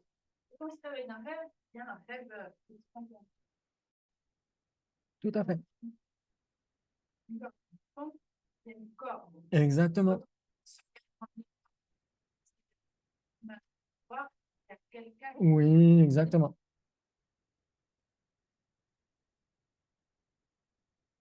Alors justement, c'est comme le problème des pépins de tomates. Et on se dit, oh, mais qu'est-ce qu'il raconte? Moi, j'ai toujours adoré, quand j'étais petit, essayer de planter avec la fourchette les pépins de tomates. Qu'est-ce qui se passe? Est-ce qu'on y arrive ou pas? Ça glisse à chaque fois, il s'enfuit à chaque fois. Là, c'est le même problème. Moi, je me souviens une fois, il y a peut-être une vingtaine d'années, quand je lisais Ariana Gardjuna, où j'ai eu une peur panique à un moment donné. Je me suis dit, mais on ne peut s'accrocher à rien. On ne peut s'accrocher à rien. Parce que l'objet, le rêve qu'on analyse, etc., oui, en effet, il dépend d'un rêveur. Maintenant, si on analyse le rêveur, de quoi est-ce qu'il dépend? De plein d'autres choses. Donc, le rêveur lui-même, on ne peut même plus s'agripper à lui. Et donc, on peut s'agripper à rien. C'est comme les pépins de tomates. Et donc, c'est ça la vacuité. Ça veut dire que si on analyse, par exemple, on a la personne qui analyse le rêve dans la machine à rayon X ultime. Cette personne va analyser le rêve, très bien. Donc, elle va dire le rêve existe en dépendance du rêveur. Maintenant, si le rêveur lui-même passe dans la machine à rayon X ultime, est-ce qu'il va être trouvé? Non. Est-ce que la machine à rayon X ultime se passe elle-même dans cette machine à rayon X ultime? Est-ce qu'elle va être trouvée? Rien ne va être trouvé ultimement. Ça, c'est très important. Essayez de bien garder ça à l'esprit. Rien ne va être trouvé ultimement, ça veut dire rien ne va être trouvé à l'issue d'une analyse ultime. Rien de ce qui a été cherché initialement par cette machine à rayon X ne sera trouvé à l'issue de cette analyse ultime. Ce qui sera trouvé, ce sera la vacuité, l'absence d'existence ultime de ce truc. Mais l'observateur lui-même, il est vide d'existence inhérente. Comment est-ce qu'il peut y avoir un observateur sans qu'il y ait rien à observer? Est-ce qu'on peut être un...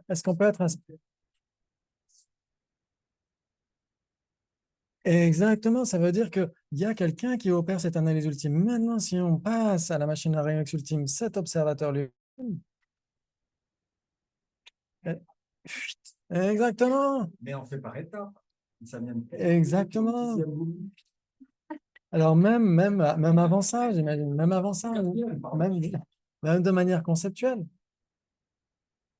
Si par exemple, dans le Mahamudra, qu'est-ce qu'on fait dans le Mahamudra? Qu'est-ce que vous faites dans le Mahamudra?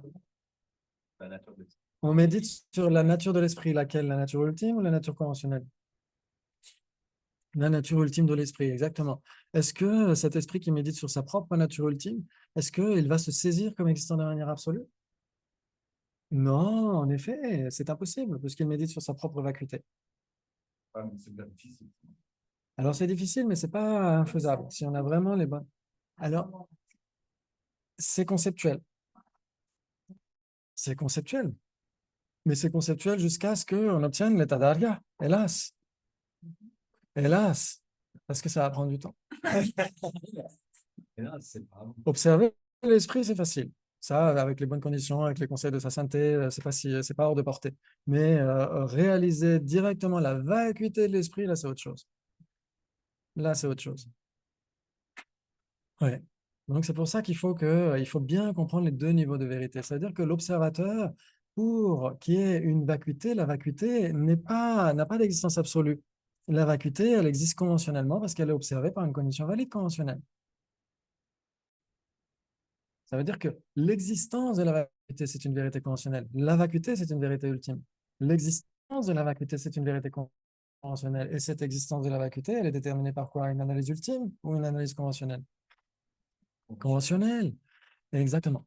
Tout ce qui existe est conventionnel. Tout ce qui existe existe de manière conventionnelle. Tout ce qui existe n'est pas une vérité conventionnelle, puisque la vérité ultime n'est pas une vérité conventionnelle. La vacuité, c'est une vérité ultime, mais elle existe conventionnellement. Donc, entre vérité conventionnelle et existence conventionnelle, c'est très différent. Oui. Mais c'est juste que on dit, fait ce qui existe en dépendance, tout existe de manière fonctionnelle.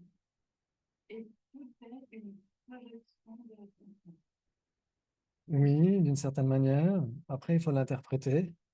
Ouais, parce que quand on dit que n'importe quel existant existe de manière conventionnelle, ça veut dire quoi? Ça veut dire que ça existe au travers d'une simple imputation conceptuelle.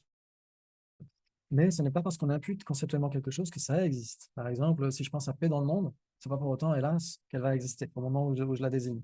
Donc tout ce qui existe existe au travers d'une simple désignation, mais si c'est simplement désigné, ça ne veut pas dire que ça existe. C'est très important. Ouais, donc ça, c'est les différents niveaux de vérité conventionnelle. Il y a 3 niveaux de conventionnel dans les textes d'Acharya Chandrakirti en particulier. Ouais, quand on dit Samvriti Satya en sanskrit, Samvriti, ça a 3 sens particuliers. Ouais, le premier sens, c'est Tadvavachadana, ça veut dire qu'il recouvre la réalité. Il recouvre la réalité. Ouais. Sa sainteté donne une autre, ou c'est peut-être la Vénérable Tutenchildren qui donne un autre nom en sanskrit dans un passage de Appearing and Empty, mais ça revient exactement à la même chose. Ça veut dire que ça recouvre la réalité. Ça veut dire que, comme on a dit tout à l'heure, la tasse, même si on ne saisit pas son existence inhérente, elle apparaît comme existant de manière inhérente.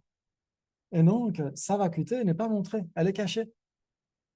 Elle est recouverte par l'apparence d'existence inhérente. Donc, cette tasse est une vérité conventionnelle ou une vérité obscurcissante, parce qu'elle obscurcit sa véritable nature. Elle ne la montre pas, elle montre l'opposé. Elle montre une apparence d'existence inhérente alors qu'elle n'a jamais eu d'existence inhérente.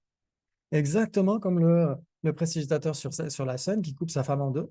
Il montre le fait qu'il coupe sa femme en deux, mais en réalité, il ne le fait pas. Donc l'apparence est totalement antinomique par rapport à la réalité. C'est ça que veut dire aussi une vérité conventionnelle. Ouais, ça joue?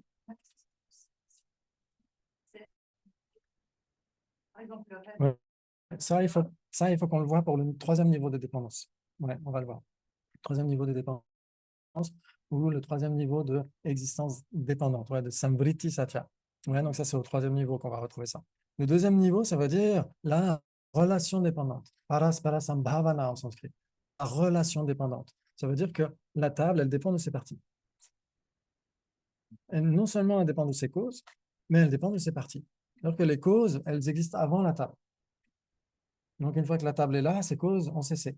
Mais ces parties coexistent à la tasse, à la table et à la tasse. Ouais, ça, c'est la relation dépendante. Ouais, ça veut dire que vous avez, par exemple, le long et le court, le haut et le bas, la gauche et la droite. Est-ce que l'un cause l'autre? Est-ce que le long cause le court? Non, par exemple, j'ai un pouce et un index. Ouais, il y en a un qui est long en dépendance de l'autre. Et il y en a un qui est court en dépendance de l'autre. Mais est-ce que mon pouce lui-même tout seul, est-ce qu'il est long ou il est court? Ça dépend, exactement. Si ça dépend, ce n'est pas indépendant. C'est ça que ça veut dire. C'est ce niveau de dépendance-là. Ouais. OK. Et le 3e niveau, c'est Loka Vyavahara. C'est la convention mondaine. Ça veut dire que ce qui existe est simplement imputé au travers d'une conscience conceptuelle. Ouais. Ça veut dire que la tasse, si on ne la conceptualise pas comme étant une tasse, ça n'existe pas dans ses parties, la tasse. Aucune identité de tasse n'existe dans ses parties. Une molécule n'est pas une tasse. L'anse n'est pas la tasse. Le fond n'est pas la tasse, etc. L'ensemble n'est même pas la tasse. L'ensemble est ce en dépendance de quoi on désigne la tasse. C'est ça le niveau le plus subtil de désignation dépendante et aussi le niveau le plus subtil pour Acharya Chandrakirti de vérité conventionnelle. Ouais. Mais là encore, dans les textes, ils vont dire c'est juste une explication étymologique. Ouais, quand on explique ce que veut dire samvriti, ça ne veut pas dire que ce soit une définition. Ouais, parce que la vacuité aussi est désignée de manière simplement vacuité. Est-ce que c'est une vérité conventionnelle pour autant? Non, exactement. Ouh là là là là, ça va ou pas? Mais est-ce qu'on peut dire que par rapport aux deux vérités, elles sont obligatoirement deux, parce que d'un côté, la vérité ultime, si on ne s'occupe que d'elle, c'est une vie, ça ne fait rien. Et si on ne s'occupe que du conventionnel, c'est la vérité, parce qu'il y a deux formes. Et donc, il faut obligatoirement les deux pour. Oui. Alors, oui, on a besoin des deux vérités. Elles sont une même entité. Ouais, comme on avait dit dans le Sutra du cœur, Zur, Tomparo, Tompani, Zozo, etc. Ouais. La forme est vide, le vide est forme. Il n'est pas d'autre vacuité que la forme, il n'est pas d'autre forme que la vacuité. Et ça, en plus, on devrait l'appliquer aux sensations. Ouais, dans le Sutra du cœur, on dit après, Tsawa, Duchedan, Dujedan, etc. Et donc, on doit appliquer après dire la sensation est vide, la vacuité est la sensation. Il n'est pas d'autre sensation que la vacuité, il n'est pas d'autre vacuité que la sensation. Et ensuite, passer aux facteurs composés, etc. Et à tout le reste. Tout le reste, à deux natures. Ouais, c'est exactement ce que disent les maîtres traditionnels. Selon Bouddha, tous les phénomènes ont deux natures, une nature conventionnelle et une nature ultime. Mais ces deux natures sont une même entité, exactement comme la tasse et sa couleur. La tasse et sa couleur sont une même entité, vous vous souvenez? C'est ça qu'on a dit hier. Ouais, où vous trouvez la tasse, vous trouvez sa couleur. Où vous trouvez la couleur de la tasse, vous trouvez la tasse. L'une ne peut pas survivre à l'autre. Ben, la vacuité de la tasse et la tasse, c'est pareil. Elles sont une même entité. Ce n'est pas dire que les deux soient une. La tasse n'est pas une vacuité. Une vacuité, c'est permanent. Une vacuité, c'est une vérité ultime. C'est observé par une analyse ultime. Ouais, à l'issue d'une analyse ultime. Mais la tasse, elle, est observée par une cognition valide conventionnelle. Donc, les deux ne sont pas exactement la même chose, mais les deux sont contradictoires. Ce qui est l'une n'est nécessairement pas l'autre, mais les deux coexistent dans la même nature, dans le même objet. Si ça vous parle, c'est déjà génial. C'est déjà génial. Oui.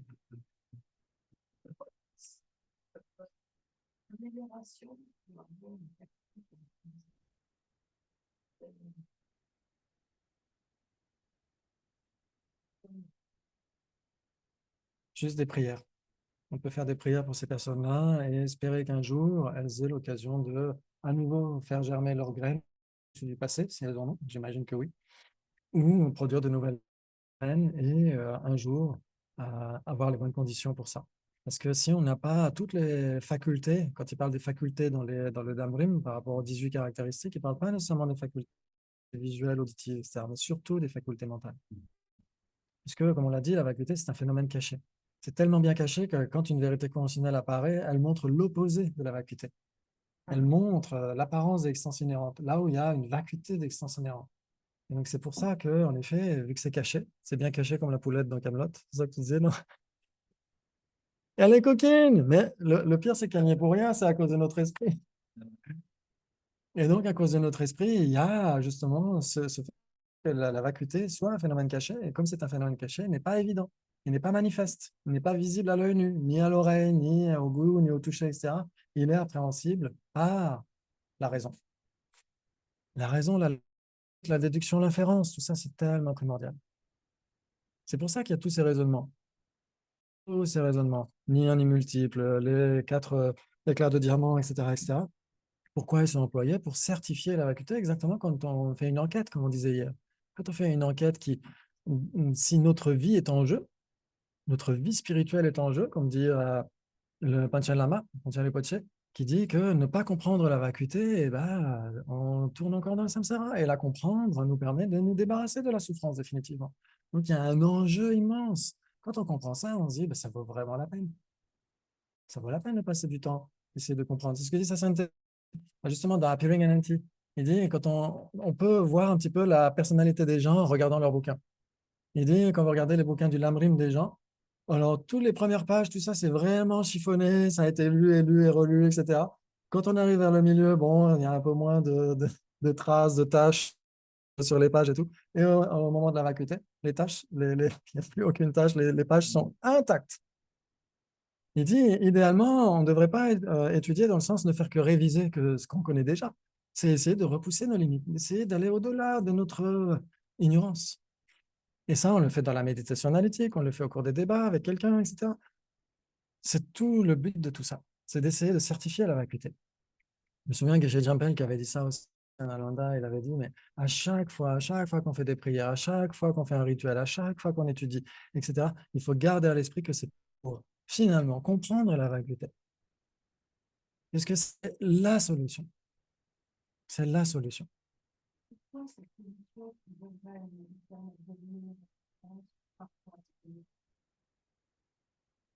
Alors, en fait, quand on est sur le point de la réaliser, elle peut faire peur. Parce qu'on est tellement attaché à quelque chose sur quoi on peut s'agripper, qu'au bout d'un moment, c'est comme quand on tombe dans le vide. C'est un petit peu le même principe.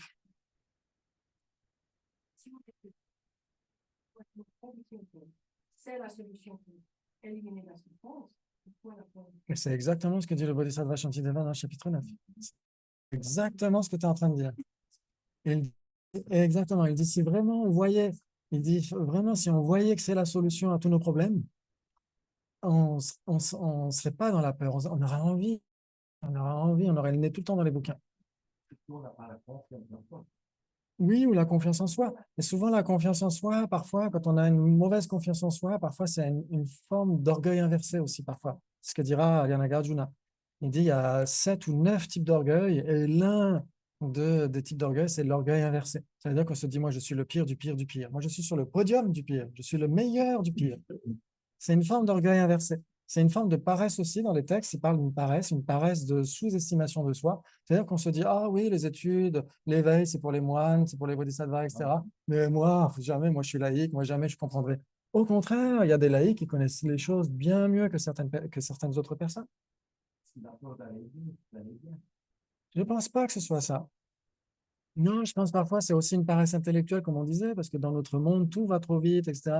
Maintenant, on a si vous regardez sur Google pour les infos, ils vous font un résumé, etc. Vous n'avez plus besoin de lire le journal, vous lisez quelques paragraphes et ça y est, vous avez les infos. Tout va tellement, tellement vite qu'on ne veut plus analyser. Alors qu'on a besoin d'analyser. On a besoin. Et au bout d'un moment, on trouve ça gratifiant. C'est ça qui peut paraître bizarre, c'est que c'est pas parce qu'on adore la masturbation cérébrale, c'est parce qu'on trouve ça gratifiant. On finit par comprendre pourquoi on souffre, pourquoi les autres souffrent, pourquoi. On comprend pourquoi. Et si on comprend pourquoi, on comprend qu'il y a une solution. C'est ce que dit Nagarjuna dans le Bodhicitta Vivarana. Il dit quand on a vraiment compris la vacuité, à un moment donné, les bodhisattvas, grâce à leur sagesse de la vacuité, vont être attachés au bonheur des êtres. Parce qu'ils comprennent pourquoi ils sont dans ce cauchemar. Quand on voit que l'autre, moi je me souviens comme Mogwai, quand il était bébé, ça lui arrivait de faire des cauchemars parce qu'il mettait sa tête sur le bord du panier, donc ça l'étouffait un peu. Et donc dans son rêve, il devait certainement rêver qu'il était en train d'être étouffé ou je ne sais quoi. Et donc on l'entendait hurler en pleine nuit, mais c'est horrible. Qu'est-ce qu'on a envie de faire dans ces cas-là? Le réveiller, exactement. Si on comprenait à quel point les êtres sont en train de souffrir dans un cauchemar interminable, on aurait envie de les réveiller. Grâce à quoi? Comment est-ce qu'on peut se réveiller? Grâce à la sagesse de la vacuité. Grâce à quoi? Une tarte dans la tronche?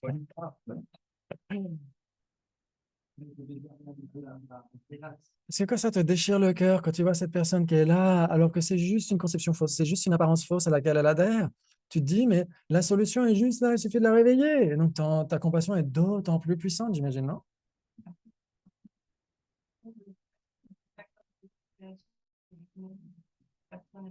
Oui, mais quand tu vois qu'on est tous à peu près fabriqués pareil, que notre saisie égotique, elle fonctionne exactement de la même façon, quand tu comprends comment elle fonctionne chez toi, tu comprends comment elle fonctionne chez les autres. Leur saisie égotique n'est pas pire que la nôtre. Désolé, parce que souvent, on parle en levant la main, mais en général, on est censé lever la main et parler. Mais là, on parle en levant la main, ça sert à rien. Oui, Philippe, tu disais quoi? C'est la véracité.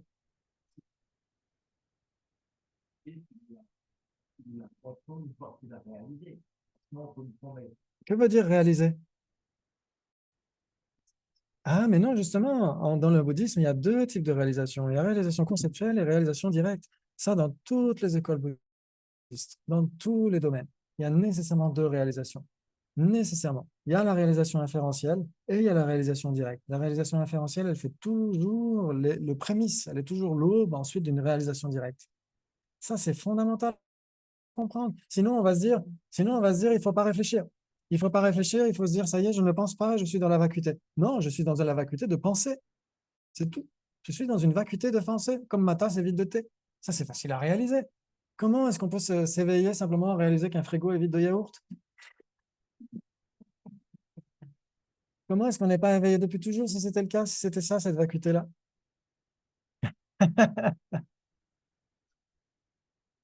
Exactement. Quand Ariana Nagarjuna dit la compassion,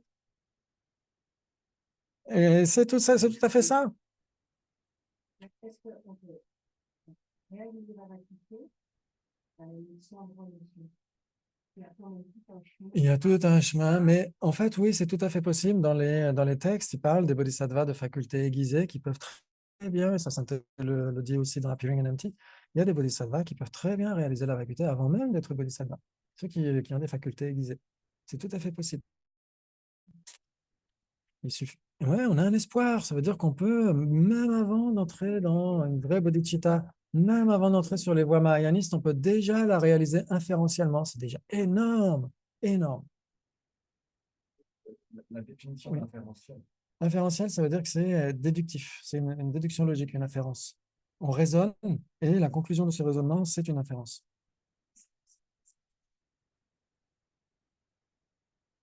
Oui, cette réalisation inférentielle, après, si elle ne dégénère pas, elle est déjà énorme. Elle est déjà énorme, mais c'est jamais la fin de l'histoire, l'inférence. C'est toujours nécessaire, mais c'est jamais un but en soi. Jamais, dans aucune école.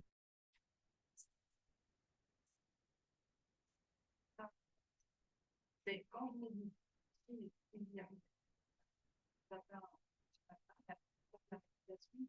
Alors, shamatha inférentiel, c'est presque un oxymore.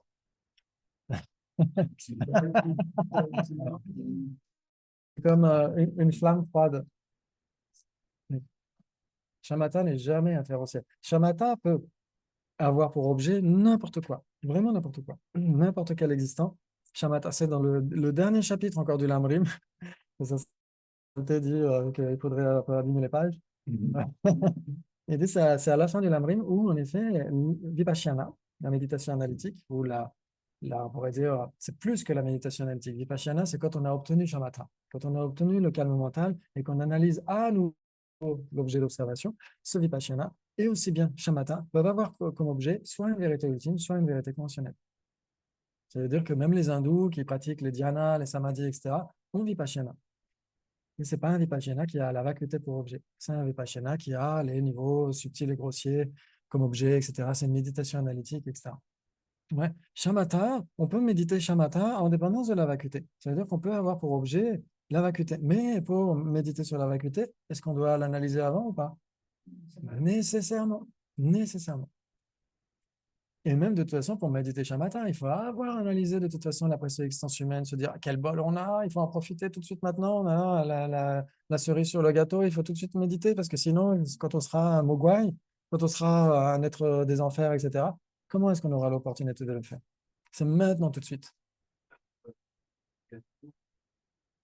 Exactement. Tout à fait. Et donc, pour méditer shamatha, et ayant pour objet la vacuité, il faut nécessairement l'analyser avant, parce que comme on l'a dit, elle n'est pas manifeste. Comment est-ce qu'on la certifie? Grâce à l'inférence, grâce à la déduction logique, grâce à tous ces raisonnements extrêmement précieux. Extrêmement précieux. Ok, très bien, très bien. C'est parce que moi, je raconte qui est extrêmement précieux. C'est toute cette transmission qui vient de nos maîtres, de nos maîtres, de nos maîtres, depuis Ariana Nagarjuna jusqu'au Buddha Shakyamuni, etc. Tout ce que je suis en train de raconter là, c'est pas mon invention avant, je n'ai fait que le perroquet. Ça, c'est très, très important. Ce que je raconte là, c'est ce que je raconte qui est très important. Ce n'est pas moi en tant que personne qui a lu 2, 3 bouquins, etc.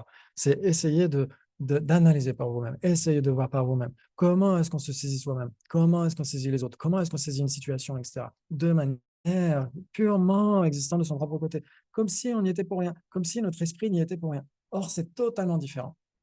C'est totalement même le contraire. Ouais, quand vous avez, par exemple, vous vous souvenez, quand on avait eu le dernier module, c'était quoi le dernier module? Transformer les problèmes. Vous vous souvenez de cet exemple donné par Mathieu Ricard au Népal? où il pleut comme vache qui pisse, etc., où il y a de la boue partout. C'était quoi cet exemple? L'une est joyeuse, il y a deux étudiantes qui arrivent, occidentales, anglaises, je ne sais plus. L'une, suisse, l'une qui est extrêmement en train de siffloter, qui sautille de flacon, et l'autre qui est complètement désespérée à cause de son brushing. C'est deux perspectives différentes.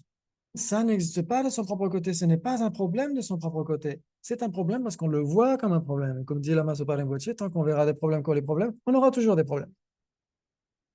Dans le train, c'était comme ça vendredi. Il y a une dame, la pauvre, tout était négatif. Tout était négatif. Elle ne voyait pas les prix des sandwichs, etc., alors qu'ils étaient juste posés sur la table. Tout était mal foutu. Et je me disais, mais c'est vraiment son prisme ne la faisait voir que des problèmes. Et donc, elle n'avait que des problèmes. C'est exactement ça. Si on prend un exemple à l'extérieur, bien sûr, idéalement, c'est de prendre exemple chez nous, mais parfois, c'est plus parlant de le voir chez les autres, non? Parfois, c'est tellement parlant parce que nous, on est bien, on est là, on se prend un thé, on est en train de lire un bouquin et tout va bien. Et on a la personne qui est là, mais qui critique tout. Oui, c'est là où on a exactement comment on désigne les trucs. Si on désigne un problème comme étant un problème, ça va être un problème de toute façon. Si on le désigne comme un défi, comme une opportunité pour essayer de repousser sa zone de confort, pour essayer de développer la tolérance, la patience, la résilience, dans ce cas-là, c'est extrêmement précieux. C'est plus un problème, c'est un défi. C'est une opportunité extrêmement rare. Ça vous parle? Ça, c'est l'application pratique de la vacuité. Même si, oui, il y a des sphères un peu conceptuelles parce qu'on doit la certifier de manière inférentielle, etc. Donc, on doit employer des raisonnements, mais là, on voit les aspects pratiques. OK, très bien. Donc, on a dit les deux vérités. On va revenir aux deux vérités. Vérité conventionnelle et vérité ultime. Il y en a une qui est vraie et l'autre qui est fausse. Vous êtes d'accord? OK, très bien. Maintenant, comme on a dit, ça, c'est une vérité conventionnelle. Cette tasse, une vérité conventionnelle, une vérité obscurcissante, une vérité relative, c'est comme vous voulez. OK. Quand on appréhende pour la première fois une tasse qui est une vérité conventionnelle, est-ce qu'on la réalise comme étant une vérité conventionnelle? Non. Pour nous, c'est l'ultime. C'est le pur et dur, c'est la réalité, pur et dur. Ouais. Et c'est uniquement quand on se pose la question, tiens, si le mirage était de l'eau, pourquoi ceux qui s'en rapprochent ne voient-ils pas de l'eau? Si cette tasse existait de son propre côté, je vais analyser. Si elle existait de son propre côté, plus je vais zoomer, plus je vais voir qu'elle existe de son propre côté. Qu'est-ce qui arrive? Tout le contraire. Quand vous voyez de loin un mirage, vous vous rapprochez, vous ne voyez plus rien. Vous êtes d'accord? Et c'est exactement ça, c'est la même chose que les cyclamènes au centre de retraite de Nalanda. De loin, vous vous baladez au centre de retraite de Nalanda, juste à quelques mètres du monastère. Vous voyez vers septembre de magnifiques cyclamènes roses, etc. Vous vous rapprochez, vous êtes juste au-dessus, vous voyez trois pauvres fleurs. Ça n'a rien à voir. Plus vous vous rapprochez, moins vous voyez. Quand vous voyez les arbres en ce moment magnifiques et toutes les couleurs, rapprochez-vous sur une feuille ou sur une partie d'une feuille, que vous allez trouver ça joli. Si c'est tout rabougri, si vous voyez juste du marron, marronasse, etc., un peu goyasse et tout, c'est pas joli du tout. Oui, mais quand on voit que c'est tout flétri, ça n'a plus rien à voir. Alors que quand on voit juste ce paysage de loin, c'est juste magnifique. C'est flamboyant, c'est splendide. Et quand on se rapproche vraiment et qu'on est là, vraiment, mais de près, hein, qu'on regarde vraiment tous ces trucs, et c'est pas. Oui, voilà, ça va, c'est pas. Alors qu'au début, c'était juste magnifique. Mais pour les Prasangika, c'est pareil. Pour voir que cette tasse est une vérité conventionnelle, il faut zoomer et exclure son existence ultime. Puisqu'elle existe, mais pas ultimement, puisqu'elle existe, mais pas de manière indépendante, comment existe-t-elle? Indépendance. Vu qu'elle n'existe pas de manière inhérente, comment existe-t-elle? De manière simplement nominale. C'est exactement le même principe. Donc, pour connaître une tasse, véritablement une tasse, comme étant une vérité conventionnelle, il faut avoir compris la vacuité. Il faut avoir éliminé son existence ultime. Ouais, ça vous parle? Ok, bravo. Donc, on a dit il y a une différence entre existence conventionnelle et vérité conventionnelle. Une vérité conventionnelle, c'est n'importe quel existant autre qu'une vérité ultime. C'est facile. Une vérité conventionnelle, c'est n'importe quel autre existant qu'une vérité ultime. Ça veut dire que tous les existants, vous les divisez en deux, vérité conditionnelle et vérité ultime. Donc, tout ce qui existe et qui n'est pas une vérité ultime, tout ce qui n'est pas une vacuité d'existence inhérente, ou tout ce qui n'est pas une vraie cessation ou pas, c'est nécessairement une vérité conditionnelle.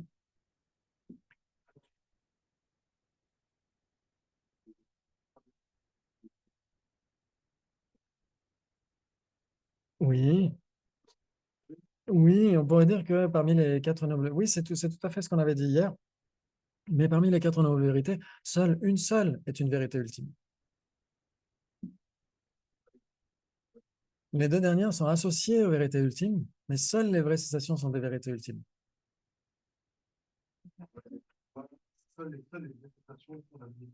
Exactement. Et les vraies voies, c'est ce qui réalise cela.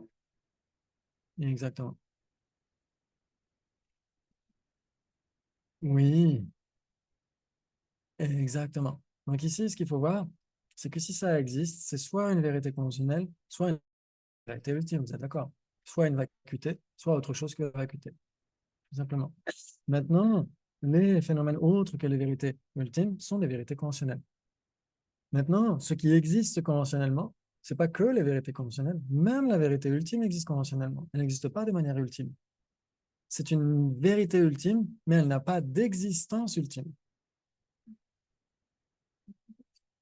En fait, elle existe au travers d'une simple imputation conceptuelle. Ça veut dire, par exemple, vous avez la vacuité de la tasse. Si la tasse se casse, qu'est-ce qui se passe pour sa vacuité? Elle n'existe plus, exactement. Donc, ça veut dire que la vacuité de la tasse dépend de la tasse. Si elle existe de manière dépendante, est-ce qu'elle peut exister de manière indépendante ou ultime? Exactement, ça veut dire que la vacuité de la tasse est aussi vide que tout le reste. Vu que la vacuité de la tasse est vide d'existence inhérente ou indépendante ou ultime, elle n'a qu'une existence conventionnelle, mais n'est pas une vérité conventionnelle. Waouh, ça joue? Pas évident, hein? Ça veut dire que veut dire existence ultime?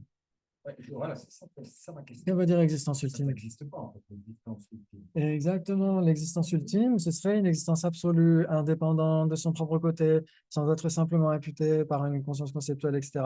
Et donc ça, c'est l'objet de négation. On peut pas le dire. L'absence d'existence ultime, c'est toujours la négative, exactement. L'absence d'existence ultime, c'est la vérité ultime. Rien n'existe autre que conventionnel. Exactement. Tout ce qui existe est conventionnel. Et existe conventionnellement, exactement. Même la vacuité, même la vérité ultime. La vérité ultime, c'est la vérité finale, c'est la vérité la plus profonde, mais elle n'existe pas de manière ultime, puisqu'elle est dénuée d'existence indépendante, vu qu'elle dépend des phénomènes dont elle est la véritable nature. Est-ce que ça vous parle? C'est exactement comme la couleur de la tasse, hein. La couleur. Oui, mais c'est parce que c'est le vocabulaire. Mais si vraiment on fait abstraction du vocabulaire, vous allez voir, c'est pas si compliqué. La couleur de la tasse dépend de la tasse, puisque c'est une caractéristique de la tasse. Sans le caractériser, il n'y a plus la caractéristique. La couleur de la tasse, l'impermanence de la tasse. Que devient l'impermanence de la tasse quand la tasse est cassée? Elle n'existe plus, c'est pareil. Donc l'impermanence de la tasse dépend de la tasse aussi, puisque c'est sa caractéristique. C'est l'une de ses caractéristiques. La vacuité de la tasse, c'est exactement pareil. La vacuité de la tasse dépend de la tasse pour exister. Si la tasse n'existe plus, sa vacuité n'existe plus. On n'est pas en train de dire la vacuité n'existe plus. On dit la vacuité de la tasse n'existe plus. Et donc la vacuité de la tasse dépend de la tasse, puisque s'il n'y avait plus la tasse, il n'y aurait plus sa vacuité. Donc la vacuité de la tasse est la vérité ultime de la tasse, mais il n'a pas d'existence ultime, parce qu'elle n'a qu'une existence purement conventionnelle aussi, purement dépendante.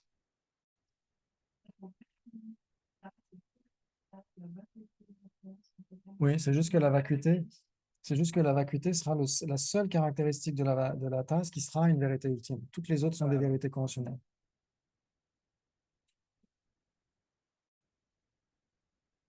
Oui, oui, je suis d'accord. Jusque-là, je suis d'accord. En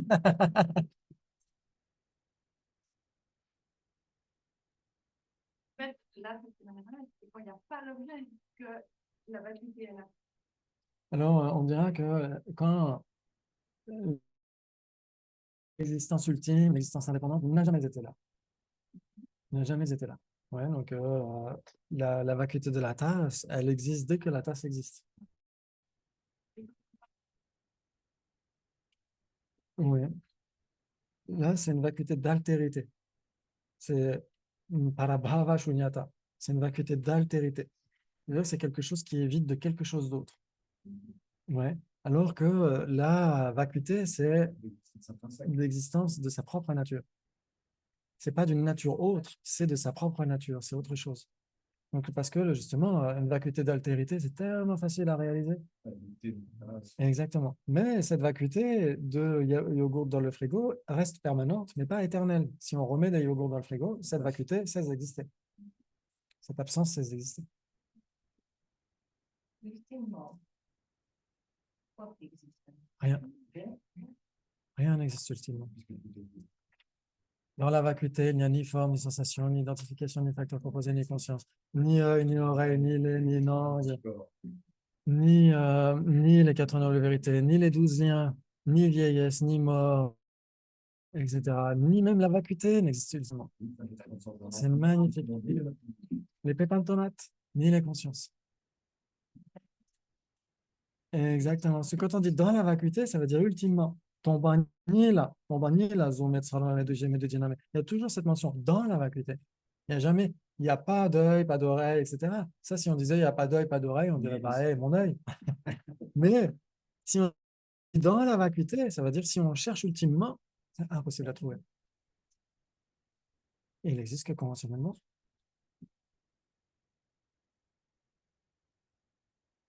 Ça, c'est un vrai choc.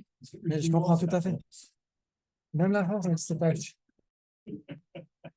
Mais c'est vrai que si on arrive à aller à l'encontre, si on voit qu'il y a une forme de résistance là-dedans, c'est très précieux. Cette résistance qu'on a est très précieuse parce qu'on va à l'encontre de notre ignorance fondamentale. Et ça, c'est primordial, c'est très crucial. C'est un choc, exactement comme moi je me souviens avec le traité du milieu. Mais on se dit, mais il n'y a rien à quoi s'agripper. Alors, la tendance, c'est qu'on pourrait aller vers le nihilisme, donc il faut faire attention. C'est pourquoi il faut aller ensuite aller vers l'affirmation conventionnelle. Comme dit Lama Tsongkhapa dans les 3 aspects principaux de la voie, ouais, il dit de plus, quand l'infaillibilité de l'apparence réfute l'absolutisme et la vacuité réfute le nihilisme, à ce moment-là, on n'est plus emporté par les vues saisissant les extrêmes. Donc ça, c'est ce qu'on verra par la suite cet après-midi. On verra que dans la voie médiane, si on comprend bien le Madhyamaka, même la vérité conventionnelle réfute l'absolutisme. Et la vérité ultime réfute le nihilisme. Ça, c'est vraiment spécial chez les Prasangika. C'est juste magnifique.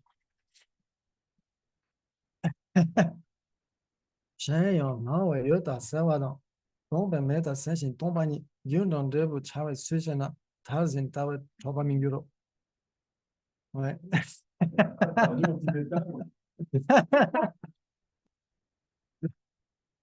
De, de plus, l'apparence infaillible, ouais, l'existence, l'apparence infaillible réfute l'absolutisme et la vacuité libre d'assertion qui réfute le nihilisme. Quand on a compris cela, que la vacuité se manifeste à travers la causalité, on n'est plus jamais emporté par les vues saisissant les extrêmes. Ça, c'est juste magnifique, mais il faut qu'on voit cet après-midi, là, on n'a plus le temps. Ouais. Exactement. Exactement, tout à fait. Il y a tellement de choses. Il y a tellement de choses. C'est juste magnifique, c'est tellement profond, mais c'est tellement gratifiant quand on essaie de voir à quel point la vacuité d'existence ignorante n'oblitère pas le karma, elle l'implique. C'est exactement ce que dit Lama Tsongkhapa. Elle l'implique. Regardez un peu pour le week-end prochain. Oui, aussi, mais pour le week-end prochain, on aura aussi les raisonnements, et les raisonnements sont juste aussi extrêmement... Ah, c'est du sucre d'orge. C'est juste magnifique. On a envie de les voir. Pour le bien de tous les êtres, pour Claire-Élise et toutes les personnes qui quittent cette existence, qui sont sur le point de quitter cette existence, toutes les personnes qui n'arrivent pas à trouver une solution, n'arrivent pas à trouver le bien-être, la plénitude, pour toutes ces personnes, tous les êtres sans exception méritent d'obtenir l'éveil, ont soif de bonheur, ont soif de réaliser leur propre vacuité, la vacuité de tous les phénomènes, mais ne savent pas, n'ont aucune idée de cela. Et donc, nous pouvons faire des prières d'aspiration pour que tous ces êtres finissent par trouver une précieuse existence humaine associée à une rencontre avec un maître pleinement qualifié comme Saint Dalai Lama ou Lama Zopa Rinpoche, et que tous ces êtres puissent progressivement essayer de comprendre que leur cauchemar n'est qu'un cauchemar. Merci beaucoup et à tout à l'heure. Bon appétit. Merci beaucoup. À tout à l'heure.